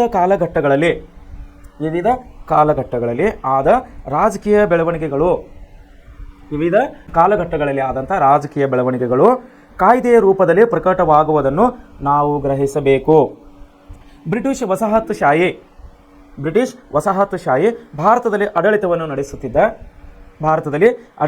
ನಡೆಸುತ್ತಿದ್ದ ಸಂದರ್ಭದಲ್ಲಿಯೇ ಈ ಕಾಯ್ದೆಗಳು ಜಾರಿಗೆ ಬಂದಿದ್ದರಿಂದ ಬ್ರಿಟಿಷ್ ಹಿತಾಸಕ್ತಿಗಳು ಈ ಕಾಯ್ದೆಗಳಲ್ಲಿ ಸೇರಿಕೊಂಡಿರುವಂತೆಯೇ ಭಾರತೀಯರು ಬ್ರಿಟಿಷರ ವಿರುದ್ಧ ನಡೆಸಿದ ಹೋರಾಟದ ಅಶೋತ್ತರಗಳ ಸಂಘರ್ಷದ ಫಲಿತಗಳು ಇವುಗಳಲ್ಲಿವೆ ಎಂಬುದನ್ನು ನಾವು ಗಮನಿಸಬೇಕಾದ ಸಂಗತಿಯಾಗಿದೆ. ನೋಡಿ, 35ರ ಕಾಯ್ದೆಗಳಲ್ಲಿ ಇವರು ಹಲವು ಬದಲಾವಣೆಗಳನ್ನು ಇವರಿಗೆ ಜಾರಿಗೆ ತರ್ತಾ ಇದ್ದಾರೆ. ಫೆಡರಲ್ ಕೋರ್ಟನ್ನು ಇಲ್ಲಿ ರಚನೆ ಮಾಡಿದ್ದಾರೆ, ರಿಸರ್ವ್ ಬ್ಯಾಂಕನ್ನು ಸ್ಥಾಪನೆ ಮಾಡಿದ್ದಾರೆ, ಪ್ರಾಂತಗಳಲ್ಲಿದ್ದಂಥ ದ್ವಿ ಸರ್ಕಾರವನ್ನು ತೆಗೆದುಹಾಕಿ ಪ್ರಾದೇಶಿಕ ಸ್ವಾಯತ್ತತೆಗಳನ್ನು ಕೊಟ್ಟಿದ್ದಾರೆ, ಪ್ರಾದೇಶಿಕ ರಾಜ್ಯಗಳಿಗೆ ತಮ್ಮ ಸ್ವತಂತ್ರವನ್ನು ಕೊಟ್ಟಿದ್ದಾರೆ. ಸ್ವತಂತ್ರ ಅಂದರೆ ಪೂರ್ಣ ಸ್ವತಂತ್ರ ಇಲ್ಲ, ಜಸ್ಟ್ ಅವರಿಗೆ ನಿಮ್ಮ ಅಧಿಕಾರದಲ್ಲಿ, ನಿಮ್ಮ ಪ್ರದೇಶದಲ್ಲೇ ನೀವು ಅಧಿಕಾರ ನಡೆಸಿರಪ್ಪ. ಕಂಟ್ರೋಲಿಂಗ್ ಯಾರು? ಬ್ರಿಟಿಷರೇ. ಯಾರ ನಿಯಂತ್ರಣಕ್ಕೆ ಒಳಪಟ್ಟಿದ್ದರು? ಬ್ರಿಟಿಷರ ನಿಯಂತ್ರಣಕ್ಕೆ ಮಾತ್ರ ಒಳಪಟ್ಟಿದ್ದು, ಅವರ ಕ್ಷೇತ್ರದಲ್ಲಿ ಮಾತ್ರ. ಅಂದರೆ ಹಿಂದೆ ಹಲವು ಒಪ್ಪಂದಗಳಾಗಿದೆ. ನಾವು ಸುಮಾರು ಬಂಗಾಳ ಒಪ್ಪಂದ ಇತ್ತು, ಹೌದು ಒಪ್ಪಂದ ಇತ್ತು. ನಮ್ಮ ಹೈದರಾಬಾದ್ ನಿಜಾಮ ಕಾಲದಲ್ಲಿ ಸುಮಾರು ಮದ್ರಾಸ್ ಒಪ್ಪಂದಗಳಲ್ಲಿ ನಾವು ಹಲವಾರು ಒಪ್ಪಂದಗಳನ್ನು ನಾವು ನೋಡಿದ್ದೇವೆ. ಎಲ್ಲ ಒಪ್ಪಂದಗಳಲ್ಲಿ ಏನಾಗಿದೆ? ಪ್ರಾದೇಶಿಕ ಅರಸರುಗಳಿಗೆ ಇನ್ನೊಬ್ಬರ ಮೇಲೆ ದಂಡೆತ್ತಿ ಹೋಗೋ ಅಧಿಕಾರ ಇಲ್ಲ, ಇನ್ನೊಬ್ಬರ ಮೇಲೆ ಆಕ್ರಮಣ ಮಾಡುವಂಥ ಅಧಿಕಾರವನ್ನು ಕಿತ್ತುಕೊಳ್ಳಲಾಗಿತ್ತು ಪ್ರಾದೇಶಿಕ ರಾಜರುಗಳಿಂದ. ಇಲ್ಲೇನು ಮಾಡಿದ್ದಾರೆ? ದ್ವಿ ಸರ್ಕಾರ, ಕೇಂದ್ರದಲ್ಲಿ ದ್ವಿ ಸರ್ಕಾರ ಇಟ್ಟಿದ್ದಾರೆ. ರಾಜ್ಯದಲ್ಲಿ ಏನಿತ್ತು 1919ರ ಕಾಯ್ದೆ ಪ್ರಕಾರ ಪ್ರಾದೇಶಿಕಗಳಲ್ಲಿ ಕೂಡ ಇದ್ದಂತಹ ದ್ವಿ ಸರ್ಕಾರವನ್ನು ತೆಗೆದು ಇಲ್ಲಿ ಏನು ಮಾಡಿದ್ದಾರೆ? ಪ್ರಾದೇಶಿಕವಾಗಿ ಇವರಿಗೆ ಸ್ವತಂತ್ರವನ್ನು, ಸ್ವಾಯತ್ತತೆಯನ್ನು ಇಲ್ಲಿ ಕೊಡಲಾಗ್ತಾ ಇದೆ. ಸೊ ಈ ರೀತಿ ಏನಾಗಿದೆ? ಭಾರತದಲ್ಲಿ ಈ 1858ರಿಂದ 47ರವರೆಗೆ ನಾವು 5 ರೀತಿಯ ಸ್ವಾಯತ್ತತೆ ಅಥವಾ 5 ರೀತಿಯ ಕಾನೂನುಗಳನ್ನು ಇಲ್ಲಿ ಇವರು ಜಾರಿಗೆ ತಂದಿದ್ದಾರೆ. ಅದಕ್ಕೆ ನಾವು ಭಾರತೀಯ ಪರಿಷತ್ ಕಾಯ್ದೆ ಅಂತೇಳಿ ನಾವು ಹೇಳ್ತಾ ಇದ್ದೀವಿ. ಒಂದು 1861ರ ಕಾಯ್ದೆ, ಎರಡನೇದು 1892ರ ಕಾಯ್ದೆ, ಮೂರನೇದು 1909 ಕಾಯ್ದೆ, ನಾಲ್ಕನೇದಾಗಿ 1919 ಕಾಯ್ದೆ ಮತ್ತು ಐದನೇದಾಗಿ 1935 ಭಾರತೀಯ ಪರಿಷತ್ ಕಾಯ್ದೆ ಅನ್ನೋಂಥದ್ದು ಇಲ್ಲಿ ಅವರು ಜಾರಿಗೆ 5 ರೀತಿಯಾದ ಕಾಯ್ದೆಗಳನ್ನು ಅವರು ಜಾರಿಗೆ ತರ್ತಾ ಇದ್ದಾರೆ. ಸೊ ಈ ಮೂಲಕವಾಗಿ ಅದರ ಕೊನೆಯದಾಗಿ ಬಂದಂಥ 1930 ಕಾಯ್ದೆ ವಿಶೇಷತೆ ಏನೆಂದರೆ ಇದು ನಮ್ಮ ದೇಶದ ಸಂವಿಧಾನ ರಚನೆಗೆ ಒಂದು ಮೈಲುಗಲ್ಲೆ ಆಗಿದೆ ಅಥವಾ ಬುನಾದಿ ಆಗಿದೆ. ಯಾಕಂದರೆ ಇಲ್ಲಿ ಮೋತಿಲಾಲ್ ನೆಹರು ಅವರ ಅಧ್ಯಕ್ಷತೆಯಲ್ಲಿ ಮೋತಿಲಾಲ್ ನೆಹರು ಅವರಿಗೆ ಏನು ಮಾಡಿದ್ದಾರೆ, ಇಲ್ಲಿ ಕೌನ್ಸಿಲ್ ಆಫ್ ಇಂಡಿಯಾನಲ್ಲಿ ಸದಸ್ಯತ್ವವನ್ನು ಕೊಂಡಿದ್ದಾರೆ. ಭಾರತೀಯರಿಗೆ ಬ್ರಿಟಿಷರ ಬಗ್ಗೆ ಇದ್ದಂಥ ಒಂದು ಅಭಿಪ್ರಾಯವನ್ನು ತಿಳಿಸಲಿಕ್ಕೆ ಒಂದು ಅಧಿಕಾರಗಳನ್ನು ಕೊಟ್ಟಿದ್ದಾರೆ. ಹೀಗೆ ಹಂತ ಹಂತವಾಗಿ ಒಂದೊಂದು ಕಾನೂನುಗಳನ್ನು ತರುತ್ತಾ ಏನು ಮಾಡ್ತಾ ಇದ್ದಾರೆ, ಹಲವು ಬದಲಾವಣೆಗಳನ್ನು ಕೂಡ ತರ್ತಾ ಇದ್ದಾರೆ. ಸೊ ಅದೇ ರೀತಿ ವೈಸ್ರಾಯ್ಗಳ ಮೇಲೆ ಮೇಲೆ ಮೇಲೆ ಬದಲಾವಣೆ ಆಗ್ತಾ ಇದ್ದಾರೆ. ಇಲ್ಲಿ ಲಾರ್ಡ್ ಕ್ಯಾನಿಂಗ್ ಇದ್ದರು, ಇಲ್ಲಿ ಲಾರ್ಡ್ ಮಿಂಟೋ ಬಂದರು, ಇಲ್ಲಿ ಮಾಂಟೇಗೋ ಚೇಮ್ಸ್ಫರ್ಡ್ ಬಂದಿದ್ದಾರೆ. ಸರ್, ಈ ಮೌಂಟೇಗೋ, ಈ ಲಾರ್ಡ್ ಕ್ಯಾನಿಂಗ್ ಮತ್ತು ಲಾರ್ಡ್ ಮಿಂಟೋ ಅವರು ತಂದಂಥ ಹಲವು ಬದಲಾವಣೆಗಳಿಂದ ಕ್ರಮೇಣವಾಗಿ 1914 ಮತ್ತು 18ರ ಮಧ್ಯದಲ್ಲಿ ಜಗತ್ತಿನಾದ್ಯಂತ ನಡೆದ ಮೊದಲನೇ ಮಹಾಯುದ್ಧ ಮುಗಿದ ಮೇಲೆ ಅವರು ಪ್ರಾಮಿಸ್ ಮಾಡಿದ್ರು. ಅವಾಗೆ ಮೊದಲನೇ ಮಹಾಯುದ್ಧ ಮುಗಿಲಿ, ನಾವು ನಿಮಗೆ ಸ್ವಾತಂತ್ರ್ಯ ಬಿಟ್ಟು ಕೊಡ್ತೀವಿ ಅಂತ ಹೇಳಿ. ಯಾವಾಗ ಬ್ರಿಟಿಷರು, ಯಾಕಂದರೆ ಬ್ರಿಟಿಷ್ ಪರವಾಗಿ ನಮ್ಮ ಸೈನಿಕರು ಅಲ್ಲಿ ಹೋಗಿ ಹೋರಾಡಬೇಕಾಗಿತ್ತು. ಎಲ್ಲಿ? ಮೊದಲನೇ ಮಹಾಯುದ್ಧದಲ್ಲಿ. ಅವರ ಒಂದು ಕಂಡೀಷನ್ಗೆ ನಮ್ಮ ದೇಶೀಯ ನಾಯಕರು ಒಪ್ಕೊಂಡಿದ್ದರು ಅವ್ರ ಪರವಾಗಿ ಯುದ್ಧ ಮಾಡಲಿಕ್ಕೆ. ಮತ್ತು ಅವ್ರೇನು ಪ್ರಾಮಿಸ್ ಮಾಡಿದರು, ಮೊದಲನೇ ಮಹಾಯುದ್ಧ ಮುಗಿದ ಮೇಲೆ ನಾವು ನಿಮ್ಮ ದೇಶವನ್ನು ಬಿಟ್ಟು ಹೋಗ್ತೀವಿ, ನಿಮ್ಮ ಅಧಿಕಾರ ನೀವೇ ನೋಡ್ಕೋರಿ ಅಂತ ಹೇಳಿದರು.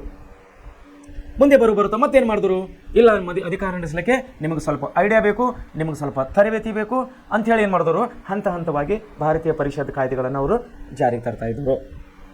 ಇದೇ ಒಂದು ಅವಧಿಯಲ್ಲಿ ಭಾರತೀಯ ರಿಸರ್ವ್ ಬ್ಯಾಂಕ್ 1935ರಲ್ಲಿ ರಿಸರ್ವ್ ಬ್ಯಾಂಕ್, ಭಾರತೀಯ ರಿಸರ್ವ್ ಬ್ಯಾಂಕ್ ಮತ್ತು ಫೆಡರಲ್ ಕೋರ್ಟ್ಗಳನ್ನು ಸ್ಥಾಪನೆ ಆದವು.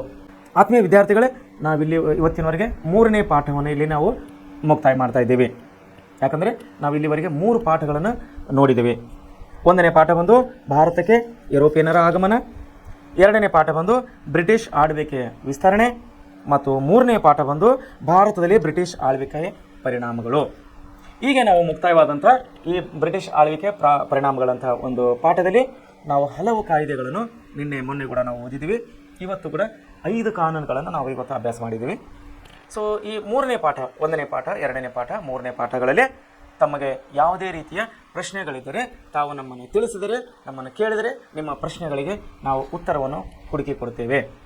ವಿಶೇಷವಾಗಿ ಪ್ರೆಸೆಂಟ್ ಕ್ಲಾಸ್ನಲ್ಲಿ ಹೇಳುತ್ತಿರುವಂಥ ನಿಮಗೆ ಪ್ರತಿಯೊಂದು ಪಾಠಗಳು ನೀವು ಮನಸ್ಸು ಕೊಟ್ಟು ಒಳ್ಳೆಯ ರೀತಿಯಿಂದ ಅಭ್ಯಾಸ ಮಾಡಿ ಎಲ್ಲ ವಿಷಯಗಳನ್ನು ನೆನಪಿನಲ್ಲಿಟ್ಟುಕೊಳ್ಬೇಕು. ಯಾಕಂದರೆ ಪ್ರೆಸೆಂಟ್ ಕ್ಲಾಸ್ನಲ್ಲಿ ಕೊಡುವಂಥ ಪ್ರತಿಯೊಂದು ವಿಷಯಗಳು ಮುಂದಿನ ನಿಮ್ಮ ಜೀವನ ಮತ್ತು ಮುಂದಿನ ವಿದ್ಯಾಭ್ಯಾಸಕ್ಕೆ ಅತಿ ಅಮೂಲ್ಯ ವಿಷಯಗಳಾಗಿವೆ ಅಂತೇಳಿ ನಾನು ಇನ್ನೊಂದು ಸಾರಿ ನಿಮ್ಮನ್ನು ನೆನಪು ಮಾಡಲಿಕ್ಕೆ ಇಷ್ಟಪಡ್ತಾ ಇದ್ದೇನೆ. ಸೊ ಇಲ್ಲಿವರೆಗೆ ನಮ್ಮ 3 ಪಾಠಗಳನ್ನು ಮುಗಿದಿದ್ದೇವೆ.